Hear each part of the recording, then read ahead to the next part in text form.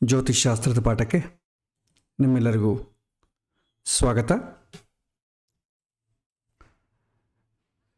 ಕಳೆದ ವಾರದಿಂದ ಜ್ಯೋತಿಷ್ಶಾಸ್ತ್ರದಲ್ಲಿ ಒಂದಾನೊಂದು ಭಾಗ ಆಗಿರತಕ್ಕಂಥ ಪ್ರಶ್ನೆ ನಾವು ನೋಡಿದ್ವಿ. ಕಳೆದ ಬಾರಿ ಜಾತಕವನ್ನು, ಜ್ಯೋತಿಷ್ಶಾಸ್ತ್ರವನ್ನು 3 ಭಾಗ ಮಾಡ್ತೇವೆ: ಸಿದ್ಧಾಂತ, ಸಂಹಿತ, ಹೋರ.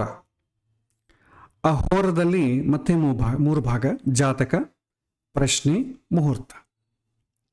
ಜಾತಕ ಅಂತಂದರೆ ಭೂತಕಾಲ, ನಡೆದು ಹೋಗಿದ್ದ ಕಾಲದ ಬಗ್ಗೆ ನಾವು ಒಂದು ಅನಲೈಸ್ ಮಾಡುವಂಥ ವಿಚಾರ. ಪ್ರಶ್ನೆ ಅಂತಂದರೆ ಪ್ರೆಸೆಂಟು, ಮುಹೂರ್ತ ಅಂತಂದರೆ ಫ್ಯೂಚರ್. ಈ ರೀತಿ ನಾವು ಕಾಲಕ್ಕೆ ತಕ್ಕಂತೆ ಒಂದೊಂದು ಪದ್ಧತಿಯನ್ನು ನಾವು ಅವಲಂಬಿಸ್ತೇವೆ. ಪ್ರಶ್ನೆಗೆ ಸಂಬಂಧಪಟ್ಟ ಪರಿಚಯವನ್ನು ಕಳೆದ ಬಾರಿ ನಾವು ನೋಡಿದ್ವಿ. ಪ್ರಶ್ನೆಯಲ್ಲಿ ನಾವು ಪಾಲಿಸಬೇಕಾದ್ದೇನೇನಿದೆ ಮತ್ತು ಯಾವುದು ಬಿಡಬೇಕು, ಪ್ರಶ್ನೆಶಾಸ್ತ್ರದ ಅವಶ್ಯಕತೆ ಏನು, ಜಾತಕಕ್ಕೂ ಪ್ರಶ್ನೆಗೂ ಏನು ವ್ಯತ್ಯಾಸ, ಇವುಗಳನ್ನು ಒಂಥರ ಉಪೋದ್ಘಾತವನ್ನೆಲ್ಲ ಕೂಡ ಕಳೆದ ಬಾರಿ ಪಾಠದಲ್ಲಿ ನಾವು ನೋಡಿದ್ವಿ. ಇವತ್ತು ಶಾಸ್ತ್ರಕ್ಕೆ ಪ್ರವೇಶ ಮಾಡೋಣ. ಈ ಪ್ರಶ್ನೆಶಾಸ್ತ್ರಕ್ಕೆ ಸಂಬಂಧಪಟ್ಟು ಬಹಳಷ್ಟು ಪದ್ಧತಿಗಳಿದೆ. ಅದರಲ್ಲಿ ಸ್ವಪ್ನ ಪ್ರಶ್ನೆ, 8 ಥರದ ಸಂಕೇತಗಳನ್ನು ಸೂಚಿಸುವಂಥ ಅಷ್ಟಮಂಗಳ ಪ್ರಶ್ನೆ ಇದೆ, ಚೇಷ್ಟಾ ಪ್ರಶ್ನೆ ಇದೆ, ಹೋರ ಪ್ರಶ್ನೆ ಇದೆ. ಇದರಲ್ಲಿ ಹೋರ ಪ್ರಶ್ನೆಯನ್ನು ನಾವು ನೋಡ್ತೇವೆ. ಅದನ್ನು ನಾವು ಇವತ್ತು ಶುರು ಮಾಡೋಣ. ಮೊದಲಿಗೆ ನಾವು ಹೇಳಿದಂಗೆ ಈ ಪ್ರಶ್ನೆಶಾಸ್ತ್ರವು ಕ್ಷಣಿಕ ಶಾಸ್ತ್ರ. ಭಗವಂತ ನಮಗೊಂದು ಸಂಕೇತ, ಪ್ರಶ್ನೆ ಕೇಳುವನ ಮೂಲಕ ಒಂದು ಪ್ರಶ್ನೆ ಕೇಳಿಸಿ ನಮ್ಮ ಮೂಲಕ ಒಂದು ಉತ್ತರವನ್ನು ಕೊಡಿಸ್ತಾನೆ. ಇದು ಭಗವಂತನೇ ನಡೆಸುವಂಥ ಒಂದು ಕಾರ್ಯ.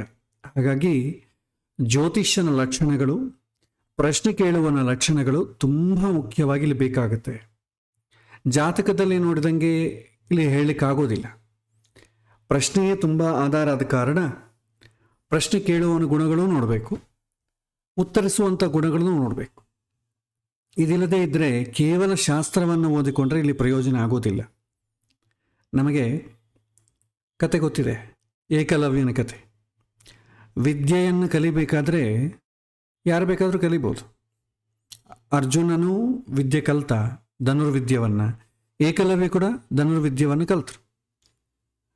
ಮತ್ತು ನಮಗೆ ಆ ಕತೆ ಗೊತ್ತಿದೆ. ಗುರುಗಳಾಗಿ, ದ್ರೋಣಾಚಾರ್ಯಗಳನ್ನೇ ಗುರುಗಳಾಗಿ ಒಂದು ಗೊಂಬೆಯನ್ನು ಇಟ್ಟುಕೊಂಡು ದೂರದಿಂದ ಅರ್ಜುನನ ಹೇಳಿಕೊಡೋದನ್ನು ತಾನು ಕಲಿತು ಈ ವಿದ್ಯೆಯನ್ನು ಕಲಿತಾನೆ. ಯಾರು? ಏಕಲವ್ಯ. ಆದರೂ ಕೂಡ ದ್ರೋಣಾಚಾರ್ಯರು, ನಿನ್ನ ತಂಬ್ ಫಿಂಗರ್, ಹೆಬ್ಬೆಟ್ಟನ್ನು ನನಗೆ ಗುರು ಕಾಣಿಕೆಯಾಗಿ ಕೊಡು ಅಂದಾಗ ಕೊಟ್ಬಿಡ್ತಾನೆ, ಹಿಂದೆ ಮುಂದೆ ಆಲೋಚನೆ ಮಾಡದೆ. ಈ ಕತೆ ನಮಗೆಲ್ಲ ಗೊತ್ತಿದೆ. ಇದರ ಜಸ್ಟಿಸ್ ವಿಚಾರಕ್ಕೆ ಬಂದರೆ ದ್ರೋಣಾಚಾರ್ಯ ತಪ್ಪು ಮಾಡಿದರು. ತನ್ನ ಶಿಷ್ಯ ಅಂದರೆ ತುಂಬ ಪ್ರೀತಿಸಿದ್ರು. ಅವನು ಬಿಟ್ಟು ಇನ್ಯಾರೂ ಈ ಜಗತ್ತಿನಲ್ಲಿ ಬಿಲ್ಲೋಜ ಆಗಬಾರದು ಅಂತ ಬಯಸಿದ್ದರು. ಅಂದರೆ ಅಹಂಕಾರ ಭರಿತರಾಗಿದ್ದಂಥ ಗುರುಗಳು ಅಂತಂದಾಯಿತು. ಆದರೆ ನಮಗೆ ಅದರ ತಿರುಳು ಗೊತ್ತಿಲ್ಲದಾಗ ಎಲ್ಲ ತೊಂದರೆಗಳು ಆಗ್ತದೆ. ಯಾಕೆ ಏಕಲವ್ಯನಿಗೆ ಯಾರು ತಪ್ಪು, ಏಕಲವ್ಯಂದೋ ಅಥವಾ ದ್ರೋಣಾಚಾರ್ಯದೋ ಅಂತಂದಾಗ ಶಾಸ್ತ್ರದ ನಾವು ಸ್ವಲ್ಪ ಆಳಕ್ಕೆ ಹೋದಾಗ ಏಕಲವ್ಯಂದೇ ತಪ್ಪು ಅಂತ ಬರುತ್ತೆ. ಯಾಕೆ ಅಂತಂದಾಗ ಒಂದು ಎಕ್ಸಾಂಪಲ್ ಕೊಡ್ತಾ ಇದ್ದೀನಿ. ನಾವು ಬರೀ ವಿದ್ಯೆಯನ್ನು ಕಲಿತಾಗ ನಮಗೆ ಲಕ್ಷಣಗಳಿಗೆ ಸಂಬಂಧ ಇಲ್ಲದಿದ್ದಾಗುವಂಥ ಅನಾಹುತ ಅಂತಂಬೋದು ಇಲ್ಲಿ ನಮಗೆ ಗೊತ್ತಾಗ್ತದೆ. ಏಕಲವ್ಯ ದ್ರೋಣಾಚಾರ್ಯನ ಕೇಳ್ತಾನೆ, ನನಗೂ ಹೇಳ್ಕೊಡಿ ಅಂತ. ನೀನು ಕ್ಷತ್ರಿಯನಾಗಿಲ್ಲ ಆದ ಕಾರಣ ನಿನಗೆ ನಾನು ಹೇಳ್ಕೊಡೋದಿಲ್ಲ ಅಂತ ಹೇಳ್ತಾರೆ. ಆಯಿತು, ನೀವು ಹೇಳ್ಕೊಡೋದಿದ್ದರೆ ನಾನು ದೂರದಿಂದ ನೋಡಿ ಕಲಿತೀನಿ ಅಂತ ಸಂಕಲ್ಪ ಮಾಡಿದ. ಚೆನ್ನಾಗಿದ್ದ ಅಷ್ಟರಿಗೂ ಚೆನ್ನಾಗಿ ಕಲಿತ.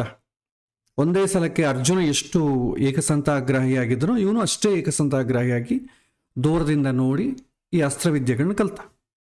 ಒಂದು ಸಲ ಕಾಡಿನಲ್ಲಿ ಪ್ರಯಾಣ ಮಾಡೋ ಕಾಲಕ್ಕೆ ಒಂದು ನಾಯಿ ತುಂಬ ಬೊಗಳ್ತಾ ಇತ್ತು. ಏಕಲವ್ಯಗೆ ಅವನಿಗೆ ಸ್ವಲ್ಪ ಕಾನ್ಸಂಟ್ರೇಷನ್, ಅಟೆನ್ಷನ್ ಡೈವರ್ಟ್ ಆಯಿತು, ಏಕಾಗ್ರತೆ ಭಂಗ ಆಯಿತು. ಸಿಟ್ಟು ಬಂತು. ತುಂಬ ಹೊತ್ತು ನೋಡಿದ, ಆ ನಾಯಿ ನಿಲ್ಲಿಸ್ತಾನೇ ಇಲ್ಲ ಬಾಯಿ.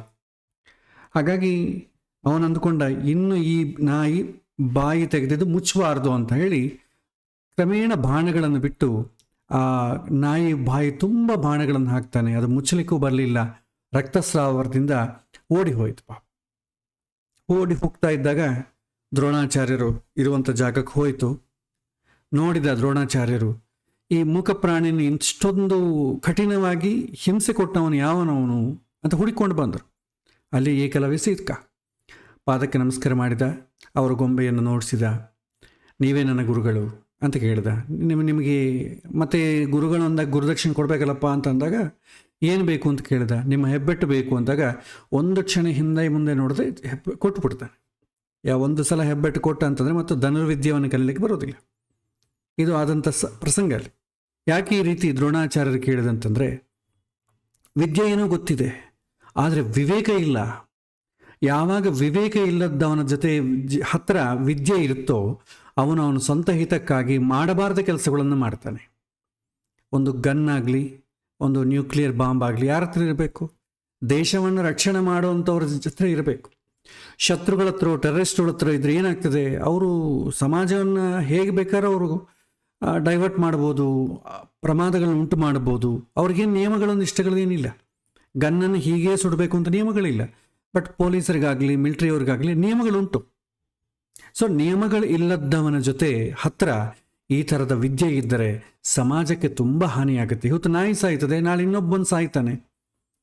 ಸೊ ಕ್ಷತ್ರಿಯ ಯಾಕಿರಬೇಕು ಅಂದರೆ, ಕ್ಷತ್ರಿಯನಿಗೆ ವಿದ್ಯೆಯ ಜೊತೆ ಕೆಲವೊಂದು ಧರ್ಮಗಳು ಇರ್ತದೆ. ಆ ಧರ್ಮಗಳನ್ನು ಪಾಲಿಸಿ ಯಾವ ಸಂದರ್ಭದಲ್ಲಿ ವಿದ್ಯೆಯನ್ನು ಪ್ರದರ್ಶಿಸಬೇಕು, ಯಾವಾಗ ಬಾಣ ಬಿಡಬೇಕು, ಯಾವಾಗ ನಿಯಂತ್ರಿಸಬೇಕು, ಯಾವಾಗ ಸುಮ್ಮನೆ ಇರಬೇಕು, ಇದು ಗೊತ್ತಿರಬೇಕು. ಅವನ ಕ್ಷತ್ರಿಯ ಅಲ್ಲದ್ದಾದ ಕಾರಣ ಅವನಿಗೆ ಆ ನಿಯಮಗಳೇನು ಗೊತ್ತಿಲ್ಲ. ಅಂಥವನ ಹತ್ರ ಈ ಥರ ವಿದ್ಯೆ ಇರಬಾರದು ಅಂತೇಳಿ ದ್ರೋಣಾಚಾರ್ಯರು ಆ ವಿದ್ಯೆಯನ್ನು ತಗೊಂಡ್ರು, ಉಪಸಂಹಾರ ಮಾಡಿಕೊಂಡರು ಅಂತ ಈ ರೀತಿ ಶಾಸ್ತ್ರದಲ್ಲಿ ನೋಡ್ಬೋದು. ಅದೇ ರೀತಿಯಲ್ಲಿ ಇಲ್ಲಿ ನಮಗೆ ಜ್ಯೋತಿಷ್ಶಾಸ್ತ್ರ ಸಂದರ್ಭದಲ್ಲಿ ಕೂಡ ಹೇಳುವಂಥ ವಿಚಾರ ಅದೇ. ಕೇವಲ ಕಾಂಬಿನೇಷನ್ಸು, ಗ್ರಹಗಳು, ಲಾಜಿಕ್ಸು, ಕಾಂಬಿನೇಷನ್ಸು ಇಷ್ಟು ಗೊತ್ತಿದ್ದಷ್ಟು ನಾವು ಪ್ರಶ್ನೆಯಲ್ಲಿ ಮುಂದುವರಿಲಿಕ್ಕೆ ಆಗೋದಿಲ್ಲ. ಜಾತಕದಲ್ಲಿ ಒಂದು ಮಟ್ಟಕ್ಕವರೆಗೂ ಹೇಳ್ಬೋದು, ಅಲ್ಲಿ ಕೂಡ ಸಾಧ್ಯ ಇಲ್ಲ. ಆದರೆ ಕನಿಷ್ಠ ಸ್ವಲ್ಪ ಮಟ್ಟಿಗೆವರೆಗೂ ನಾವು ಹೋಗ್ಬೋದು, ವಿಷಯವನ್ನು ತಿಳ್ಕೊಳ್ಬೋದು. ಲಾಂಗ್ ರನ್ನಲ್ಲಿ ಏನಾಗುತ್ತೆ ಅಂತ ಅಂಬೋದು ಜಾತಕದಲ್ಲಿ ನಮಗೆ ಗೊತ್ತಾಗ್ತದೆ. ತಕ್ಷಣ ಈಗೇನಾಗುತ್ತೆ, ನಾಳೆ ಏನಾಗುತ್ತೆ, ನಾಳಿದ್ದೇನಾಗುತ್ತೆ ಜಾತಕ ಭಾಗದಲ್ಲಿ ಕಂಡುಹಿಡಿಯೋದು ತುಂಬ ಕಷ್ಟ. ಆದರೆ ಪ್ರಶ್ನೆಯಲ್ಲಿ ಗೊತ್ತಾಗ್ತದೆ, ಈಗೇನಾಗ್ತದೆ, ಇನ್ನು ಸ್ವಲ್ಪ ಹೊತ್ತಿಗೆ ಏನಾಗ್ತದೆ, ಏನಾಗಬಹುದು, ಇವನ ಮನಸ್ಸಿನಲ್ಲಿ ಏನಿದೆ, ಇವನೇನು ಬಯಸ್ತಾ ಇದ್ದಾನೆ, ಅದಾಗುತ್ತೋ ಇಲ್ಲೋ, ಇಂಥದ್ದೆಲ್ಲ ಕೂಡ ಪ್ರಶ್ನೆಯಲ್ಲಿ ಗೊತ್ತಾಗ್ತದೆ. ಸೊ ಇಂಥ ವಿಶೇಷವಾದಂಥ ವಿದ್ಯೆ ಎಲ್ಲರ ಹತ್ರ ಇದ್ರೆ ಏನಾಗ್ತದೆ? ಅನಾಹುತ ಆಗ್ತದೆ. ಅವರು ತಮ್ಮ ಸ್ವಂತ ಹಿತಕ್ಕೆ ಬಳಸ್ಕೊಳ್ಬಿಡ್ಬೋದು. ಯಾರಾದರೂ ಯಾರನ್ನ ಬೇಕಾದರೂ ಎಕ್ಸ್ಪ್ಲಾಯ್ಟ್ ಮಾಡ್ಬೋದು. ಅದಕ್ಕೆ ಭಗವಂತ ಏನು ಮಾಡ್ತಾನೆ, ವಿದ್ಯೆ ಇದ್ದಷ್ಟು ಮಾತ್ರ ಸರಿ ಹೋಗಲ್ಲ, ಲಕ್ಷಣಗಳು ಇರಬೇಕು. ಆ ಲಕ್ಷಣಗಳಿದ್ದಾಗೆ ಆ ವಿದ್ಯೆ ಸಾರ್ಥಕ ಆಗ್ತದೆ, ತಿಳ್ಕೊಳ್ಳಿಕ್ಕಾಗ್ತದೆ. ಅದಕ್ಕಾಗಿ ಪ್ರಶ್ನೆಯನ್ನು ಶುರು ಮಾಡೋ ಕಾಲಕ್ಕೆ ಈ ಲಕ್ಷಣಗಳನ್ನು ಕೂಡ ಹೇಳ್ತಾನೆ. ಸೊ ಪ್ರಶ್ನೆ ಹೇಳುವಂಥ ಜಾತಕವನ್ನು ಹೇಳೋನಿಗೆ ಕೂಡ ಬೇಕು. ಆದರೆ ಖಂಡಿತವಾಗೂ ಪ್ರಶ್ನೆ ಯಾರು ಕಲಿತಾ ಇದ್ದಾರೋ ಅವನಿಗೆ ಖಂಡಿತ ಬೇಕೇ ಬೇಕು. ಅವನು ಪ್ರಶ್ನೆ ಯಾರಾದರೂ ಕಲಿಬೇಕು, ಮುಂದುವರಿಸಬೇಕು ಅಂತಂದ ಅವನು ಶಾಂತ ಸ್ವಭಾವನಾಗಿರಬೇಕು, ಮೃದು ಭಾಷೆಯಾಗಿರಬೇಕು. ಅವನು ವಾಕ್ಚಾತುರ್ಯ ಅಂತಂದರೆ ಯಾರನ್ನೂ ಮನಸ್ಸನ್ನು ನೋಯಿಸಬಾರದು, ಆ ರೀತಿ ಇರಬೇಕು. ಶಾಸ್ತ್ರಜ್ಞಾನದ ವಿಚಾರದಲ್ಲಿ ಕಾನ್ಫಿಡೆನ್ಸ್ ಇರಬೇಕು, ದೃಢವಾಗಿರಬೇಕು. ತಾಳ್ಮೆ ಮತ್ತು ದೃಷ್ಟಿಕೋನದಲ್ಲಿ ಸಮತೋಲನತೆ ಇದೆಲ್ಲ ಕೂಡ ಇರಬೇಕು. ಪ್ರತಿಯೊಬ್ಬರ ಮೇಲೂ ಕೂಡ ಕರುಣೆ ಮತ್ತು ಧರ್ಮಭಾವ ಇರಬೇಕು. ಹಣದ ಆಸೆ ಇಲ್ಲದೆ, ಹಣ ಆಗ್ಬೋದು, ಐಶ್ವರ್ಯ ಆಗ್ಬೋದು, ಒಂದು ಪದವಿ ವ್ಯಾಮೋಹ ಆಗ್ಬೋದು, ಇಲ್ಲದೆ ಜ್ಞಾನವನ್ನು ಸೇವೆಯಾಗಿ ಬಳಸುವಂಥ ಮನೋಭಾವ ಇದ್ದವರಿಗೆ ಮಾತ್ರವೇ ಭಗವಂತ ಅಂಥವರನ್ನು ಆಯ್ಕೆ ಮಾಡಿಕೊಂಡು ಅಂಥವರ ಮುಖಾಂತರವಾಗಿ ಜನಗಳಿಗೆ ಯಾರಿಗೆ ವಿಷಯ ತಿಳ್ಕೊಳ್ಳಬೇಕು ಅಂತ ಅಂದುಕೊಳ್ತಾರೋ ಅಂಥವರನ್ನು ನಮ್ಮ ಹತ್ರ ಕಳಿಸಿ ನಮ್ಮ ಮುಖಾಂತರವಾಗಿ ಸಾಧನೆಯಾಗಿ ನಮ್ಮನ್ನು ಮಾಡಿಕೊಂಡು ಅವರಿಗೆ ಉತ್ತರವನ್ನು ಹೇಳ್ತಾನೆ. ಇದು ಬೃಹತ್ ಜಾತಕದಲ್ಲಿ ಕೂಡ ಇದೇ ಥರ ಹೇಳ್ತದೆ. ಒಂದು ಶ್ಲೋಕ ಬರುತ್ತೆ, ನ ಬಲಾತ್ಕಾರೇಣ ವಕ್ತವ್ಯಂ ನ ಲೋಭಾತ್ ನ ರೋಷತಃ ಯಥಾಶಾಸ್ತ್ರಂ ತಥಾ ವಕ್ತ್ವಾ ಶಿಷ್ಯಾನೈತ ದೃಜಂ ಭವೇತ್ ಅಂತಾರೆ.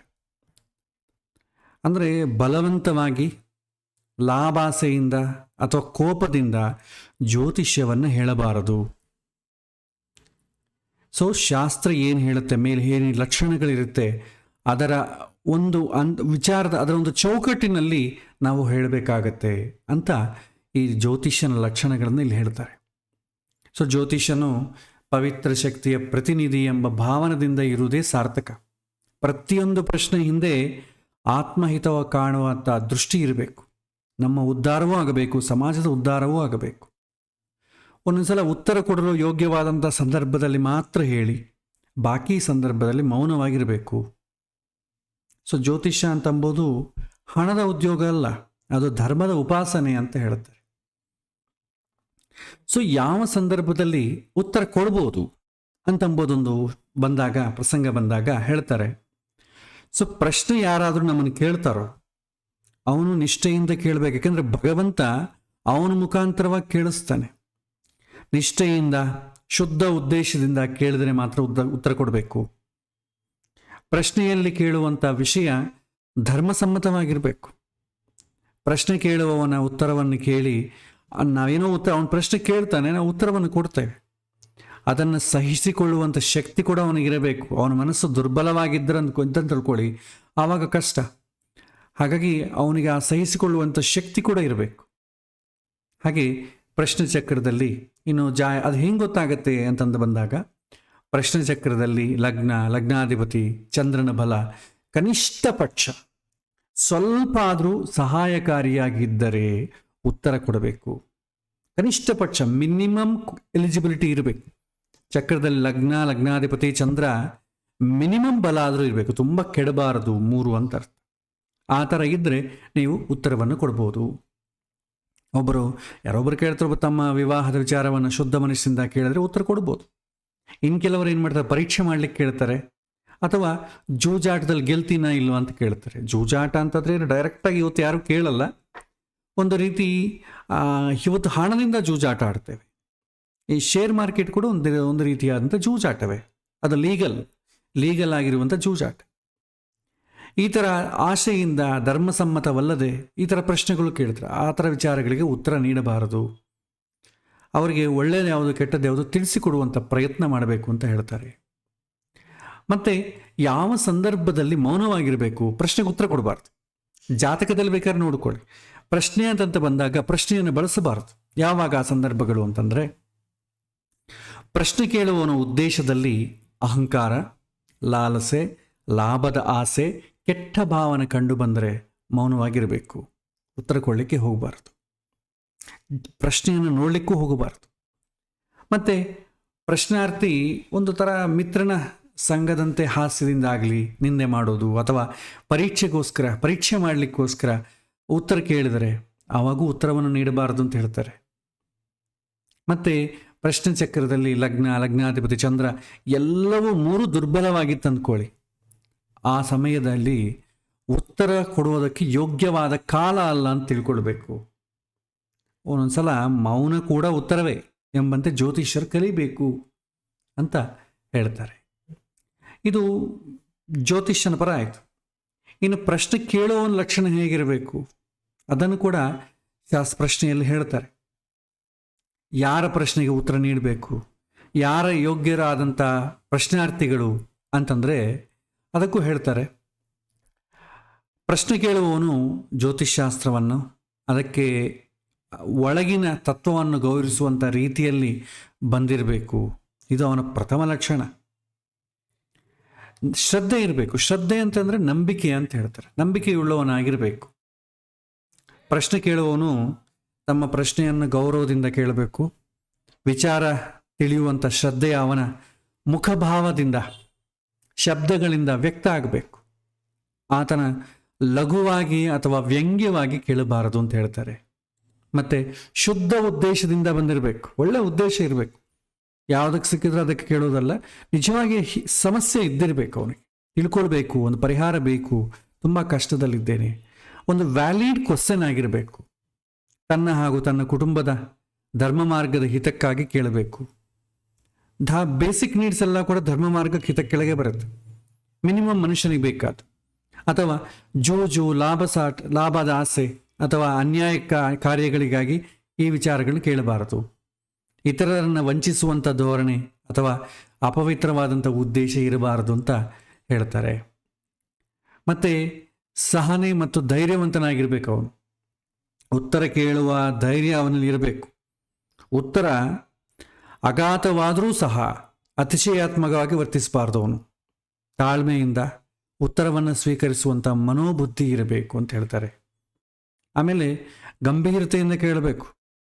ಪ್ರಶ್ನೆ ಕೇಳುವಾಗ ಗಂಭೀರ ಮತ್ತು ಶಾಂತವಾಗಿ ಕೇಳಬೇಕು. ಇಲ್ಲಿ ಆಧ್ಯಾತ್ಮಿಕ ಭಾವನೆ ಹೊಂದಿರಬೇಕು ಅಂತ ಹೇಳ್ತಾರೆ. ಅವನು ಜ್ಯೋತಿಷ್ಯನನ್ನು ಕೇವಲ ಒಂದು ಭವಿಷ್ಯ ಹೇಳುವಂಥ ಆಟವೆಂದು ತಾಳದೆ ಧರ್ಮ ಮಾರ್ಗದ ಮಾರ್ಗದರ್ಶನವೆಂದು ನೋಡಬೇಕು. ಜ್ಯೋತಿಷ್ಯವನ್ನು ಪ್ರಪಂಚದ ಆಂತರಿಕ ಸತ್ಯವನ್ನು ತಿಳಿಯುವುದಕ್ಕೆ ಒಂದು ಉಪಾಯ ಅಂತೇಳಿ ಗೌರವಿಸಬೇಕು. ಸಾರಾಂಶ ನಾವು ಒಂದು ಸಲ ನೋಡಿದ್ರೆ ಶ್ರದ್ಧೆ, ಶುದ್ಧ ಉದ್ದೇಶ, ಧೈರ್ಯ, ತಾಳ್ಮೆ ಮತ್ತು ಧರ್ಮಭಾವ ಇರೋದು. ಈ ಥರ ಇರುವಂಥ ವ್ಯಕ್ತಿ ಪ್ರಶ್ನೆಗೆ ಉತ್ತರ ನೀಡಬೇಕು. ಇವುಗಳಲ್ಲಿದ್ದರೆ ಪ್ರಶ್ನೆಗೆ ಉತ್ತರ ಕೊಡುವುದರಿಂದ ಇಬ್ಬರಿಗೂ ಪಾಪಕ್ಕೊಳಗಾಗ್ತೇವೆ, ಪ್ರಶ್ನೆ ಹೇಳುವವನು ಕೇಳುವವನು. ಹಾಗೆ ಹೇಳ್ತಾರೆ. ಆಮೇಲೆ ಒಂದೊಂದ್ಸಲ ಇದೆಲ್ಲ ಚೆನ್ನಾಗೇ ಇದೆ, ಅವನು ಒಳ್ಳೆ ಕರೆಕ್ಟಾಗಿ ಪ್ರಶ್ನೆ ಕೇಳ್ತಾ ಇದ್ದಾನ ಇಲ್ಲ ಹೆಂಗೆ ಗೊತ್ತಾಗ್ತದೆ? ಪ್ರಶ್ನಾರ್ಥಿಯ ಉದ್ದೇಶ ಶುದ್ಧವಾಗಿದೆಯಾ ಇಲ್ವಾ? ಅವನು ಒಳ್ಳೆಯ ಪ್ರಶ್ನೆ ವ್ಯಾಲಿಡ್ ಕ್ವಶನ್ ಕೇಳ್ತಾ ಇದ್ದಾನೆ ಇಲ್ಲ ಅಂತ ನಮ್ಗೆ ಹೆಂಗೆ ಗೊತ್ತಾಗ್ತದೆ? ಒಂದೊಂದ್ಸಲ ಅವರು ನಾಟಕ ಮಾಡ್ಬೋದು. ಅವ ಹೆಂಗೆ ಇದು ತಿಳಿಯೋ ವಿಧಾನ ಏನು ಅಂತ ಹೇಳಿದಾಗ ಇದಕ್ಕೂ ಹೇಳ್ತಾರೆ. ಮುಖೇ ಶ್ರದ್ಧಾ ವಚನೇ ಧರ್ಮ ಲಗ್ನೇ ಬಲಂ ಮನಸೋ ಗಂಭೀರ ಯಥಾ ಭಗವಾನ್ ದಿಶತಿ ತಥಾ ವಚನಂ ಜ್ಯೋತಿಷಃ ಶ್ರೇಷ್ಠಂ ಅಂತ ಹೇಳ್ತಾರೆ ಪ್ರಶ್ನೆಶಾಸ್ತ್ರದಲ್ಲಿ. ಮೊದಲಾಗಿ ಮುಖಚರ್ಯೆ ಮತ್ತು ಶರೀರ ಭಾಷೆ, ಅವನ ಬಾಡಿ ಲ್ಯಾಂಗ್ವೇಜ್ ಆಗಿದೆ ಅಂತ ನೋಡ್ಬೇಕು. ಶ್ರದ್ಧೆಯುಕ್ತನಾದವನು ಶಾಂತವಾಗಿ ನಿಧಾನವಾಗಿ ಕೇಳ್ತಾನೆ. ಯೋಗ್ಯವಾಗಿ ನಿಂತು ಜ್ಯೋತಿಷ್ಯನತೆ ಗೌರವ ಕೊಡ್ತಾ ಕೇಳ್ತಾನೆ. ವ್ಯಂಗ್ಯ ಅಥವಾ ಪರೀಕ್ಷೆಗಾಗಿ ಬಂದವನು ಅಲಕ್ಷ್ಯ ದೃಷ್ಟಿಯಿಂದ, ಅಹಂಕಾರ ಭಾವದಿಂದ, ಕೆಲವೊಮ್ಮೆ ಕುತೂಹಲ ಭರಿತನಾಗಿ ಕೇಳ್ತಾರೆ. ಆ ಥರ ನೋಡ್ತಾರೆ. ಶುದ್ಧ ಮನಸ್ಕನು ತಾಳ್ಮೆಯಿಂದ ಕೇಳ್ತಾನೆ. ಮಾತುಗಳಲ್ಲಿ ಆತಂಕ ಅಥವಾ ಭಾವೋದ್ರೇಕ ಇದ್ದರೂ ಕೂಡ ಸತ್ಯತೆಯ ಸ್ಪಂದನೆ ಇರುತ್ತೆ ಅಂತ ಹೇಳ್ತಾರೆ. ಇನ್ನು ಕೆಲವೊಂದು ಜನ ಅವ್ರು ಬರೋದ್ರಲ್ಲೇ ನಮಗೆ ಗೊತ್ತಾಗ್ತದೆ. ಹಳೆ ಕಾಲದಲ್ಲಿತ್ತು, ಇನ್ನು ಹಳ್ಳಿಗಳಲ್ಲಿ ಸ್ವಲ್ಪ ಉಳ್ಕೊಂಡಿದೆ ಅತಿ ಆ ರೀತಿ. ಅವರು ದೇವಸ್ಥಾನಕ್ಕೆ ಹೋದರೆ ಯಾವ ರೀತಿ ಹೂವು, ಹಣ್ಣು, ಮಂಗಳದ ಸೂಚನೆ ಕೊಡುವಂಥ ದ್ರವ್ಯಗಳನ್ನು ತೊಗೊಂಡು ಹೋಗ್ತಿದ್ರು ಹಿಂದಿನ ಕಾಲ. ಮಂಗಳ ಸೂಚನೆ ಅಂತಂದರೆ ಅರಿಶಿನ, ಕುಂಕುಮ, ಅಗರಬತ್ತಿ, ಹೂವು, ಹಣ್ಣು, ತೆಂಗಿನಕಾಯಿ, ವಿಳದಲೆ. ಒಂದು ದೇವಸ್ಥಾನಕ್ಕೆ, ಇವತ್ತು ದೇವಸ್ಥಾನಕ್ಕೆ ಹೋಗೋದು ಆ ರೀತಿ ಇಲ್ಲ, ಹಿಂದೆ ಇತ್ತು. ದೇವಸ್ಥಾನಕ್ಕೆ ಹೋಗ್ಬೇಕಾದ್ರೆ ಇದೆಲ್ಲ ಪದ್ಧತಿಯ ಒಂದು ಮಂಗಳ ದ್ರವ್ಯಗಳನ್ನು ತೊಗೊಂಡು ಹೋಗ್ತಿದ್ರು. ಅದು ಶಕುನಶಾಸ್ತ್ರದಲ್ಲಿ ನಿಮಗೆ ಬರುತ್ತೆ. ಯಾರಾದರೂ ನಮ್ಮನ್ನು ಪ್ರಶ್ನೆ ಕೇಳಕ್ಕೆ ಬರ್ತಾ ಇದ್ದಾನೆ ಅಂತಂದರೆ ಅವನು ಏನು ಹಿಡ್ಕೊಂಡು ಬಂದಿದ್ದಾನೆ ಅಂತಂಬೋದು ತುಂಬ ಮುಖ್ಯ. ಅದನ್ನು ಕೂಡ ಸಾಧ್ಯವಾದರೆ ನಾನು ಸ್ಪರ್ಶ ಮಾಡ್ತೇನೆ. ಯಾವ ರೀತಿ ಪ್ರಶ್ನೆ ಕೇಳುವಂಥವನು ಏನು ತೊಗೊಂಡು ಬಂದಿದ್ದಾನೆ, ಯಾವುದನ್ನು ಟಚ್ ಮಾಡ್ತಾ ಇದ್ದಾನೆ, ಎಲ್ಲಿ ನೋಡ್ತಾ ಇದ್ದಾನೆ, ಯಾವ ದಿಕ್ಕಿನಲ್ಲಿ ನಿಂತಿದ್ದಾನೆ, ಯಾವ ಕಡೆಯಿಂದ ಬಂದಿದ್ದಾನೆ, ಆ ಸಮಯದಲ್ಲಿ ಮನೆಗಿರುವಂಥ ವಾತಾವರಣ ಹೇಗಿದೆ, ಕರ್ಕಶವಾದಂಥ ಶಬ್ದಗಳು ಬರ್ತಾ ಇದೆಯೋ, ಸಂಗೀತ ವಾದ್ಯಗಳು ಬರ್ತಾ ಇದೆಯೋ, ದೊಡ್ಡದಾದಂಥ ಶಬ್ದ ಬರ್ತಾ ಇದೆಯೋ, ಯಾರಾದರೂ ಕೂಗುವುದಾಗಲಿ, ನಗೋದಾಗಲಿ, ಅಥವಾ ವಾತಾವರಣದಲ್ಲಿ ಬದಲಾವಣೆ, ವಿಪರೀತವಾದ ಗಾಳಿ, ವಿಪರೀತವಾದಂಥ ಮಳೆ, ಈ ರೀತಿ ಪ್ರಕೃತಿಯಲ್ಲಿ ಏನಾದರೂ ಸೂಚನೆ ಕಾಣ್ತಾ ಇದೆಯಾ, ಇದೆಲ್ಲ ಶಕುನಶಾಸ್ತ್ರದಲ್ಲಿ ಬರುತ್ತೆ. ಹಿಂದೆ ಈ ಥರ ನೋಡ್ತಿದ್ರು. ನಮ್ಮನ್ನು ಕೇಳಕ್ಕೆ ಬರುವವನು ಯಾವ ರೀತಿ ಬರ್ತಾ ಇದ್ದಾನೆ, ಅವನ ಮನಸ್ಸಲ್ಲಿರುವಂಥ ಉದ್ದೇಶ ಏನು, ಶಾಸ್ತ್ರವನ್ನು ಎಷ್ಟು ನಂಬ್ತಾ ಇದ್ದಾನೆ. ದೇವಸ್ಥಾನಕ್ಕೆ ಹೋಗೋ ಕಾಲಕ್ಕೆ ಭಕ್ತನಾಗಿದ್ದವನು ಏನು ಮಾಡ್ತಾನೆ, ಎಲ್ಲವನ್ನು ತೊಗೊಂಡು ಹೋಗ್ತಾನೆ. ದರ್ಶನ ಮಾತ್ರ, ವಿಗ್ರಹ ದರ್ಶನ ಮಾಡಿದ್ರೆ ಸಾಕು ಅಂದರೆ ಏನು ತೊಗೊಂಡು ಹೋಗೋದಿಲ್ಲ, ಸುಮ್ಮನೆ ಹೋಗಿ ಬರ್ತಾನೆ ಅಷ್ಟೆ. ಒಂದು ಮ್ಯೂಸಿಯಂಲಿ ಒಂದು ಯಾವುದೋ ಒಂದು ವಿಗ್ರಹವನ್ನು ನೋಡಲಿಕ್ಕೂ ದೇವಸ್ಥಾನದಲ್ಲಿ ವಿಗ್ರಹ ನೋಡಕ್ಕೆ ಅವನಿಗೇನು ಬದಲಾವಣೆ ಏನು, ಎರಡೂ ಒಂದೇ ಥರ ಕಾಣುತ್ತೆ. ಮೇಲೆ ವೇಷಭೂಷಣಗಳನ್ನು ನೋಡಿ ಭಕ್ತ ಅದೆಲ್ಲ ಡಿಸೈಡ್ ಮಾಡಲಿಕ್ಕೆ ಆಗೋದಿಲ್ಲ. ಹಾಗೆ ಮುಖಚರ್ಯೆ ಮತ್ತು ಶರೀರ ಭಾಷೆಯಿಂದ ಗೊತ್ತಾಗ್ತದೆ ಅವನ ಉದ್ದೇಶ ಕರೆಕ್ಟಾಗಿದೆಯಾ ಇಲ್ಲೋ ಅಂತ ಗೊತ್ತಾಗ್ತದೆ. ನಮಗೆ ಜ್ಯೋತಿಷ್ಣತ್ರಿ ಬರೋಳಿಗೆ ಅವ್ರು ಹೇಗೆ ಮಾತಾಡ್ತಾ ಅಂಬೋದ ಮೇಲೆ ಅವನ ಒಳಗೆ ಅಟೆನ್ಷನ್ ಹೇಗಿದೆ ಅಂತ ಗೊತ್ತಾಗತ್ತೆ. ಶುದ್ಧ ಮನಸ್ಕನು ತಾಳ್ಮೆಯೊಂದಿಗೆ ಕೇಳ್ತಾನೆ, ಮಾತುಗಳಲ್ಲ, ಅವನ ಮಾತುಗಳಲ್ಲಿ ಆತಂಕ ಅಥವಾ ಭಾವೋದ್ರೇಕ ಇದ್ರೂ ಕೂಡ ಸತ್ಯದ ಕಡೆ ಸ್ಪಂದನೆ ಇರುತ್ತೆ ಅವನದು. ನೆಕ್ಸ್ಟ್ ಇನ್ನೊಂದು ಥರ ಯಾವ್ದು ನೋಡ್ಬೋದು ಅಂದರೆ, ಪ್ರಶ್ನೆಯ ಶೈಲಿ ಮತ್ತು ವಿಷಯದಲ್ಲಿ ಕೂಡ ಅವನ ಉದ್ದೇಶ ನಮಗೆ ಗೊತ್ತಾಗ್ತದೆ.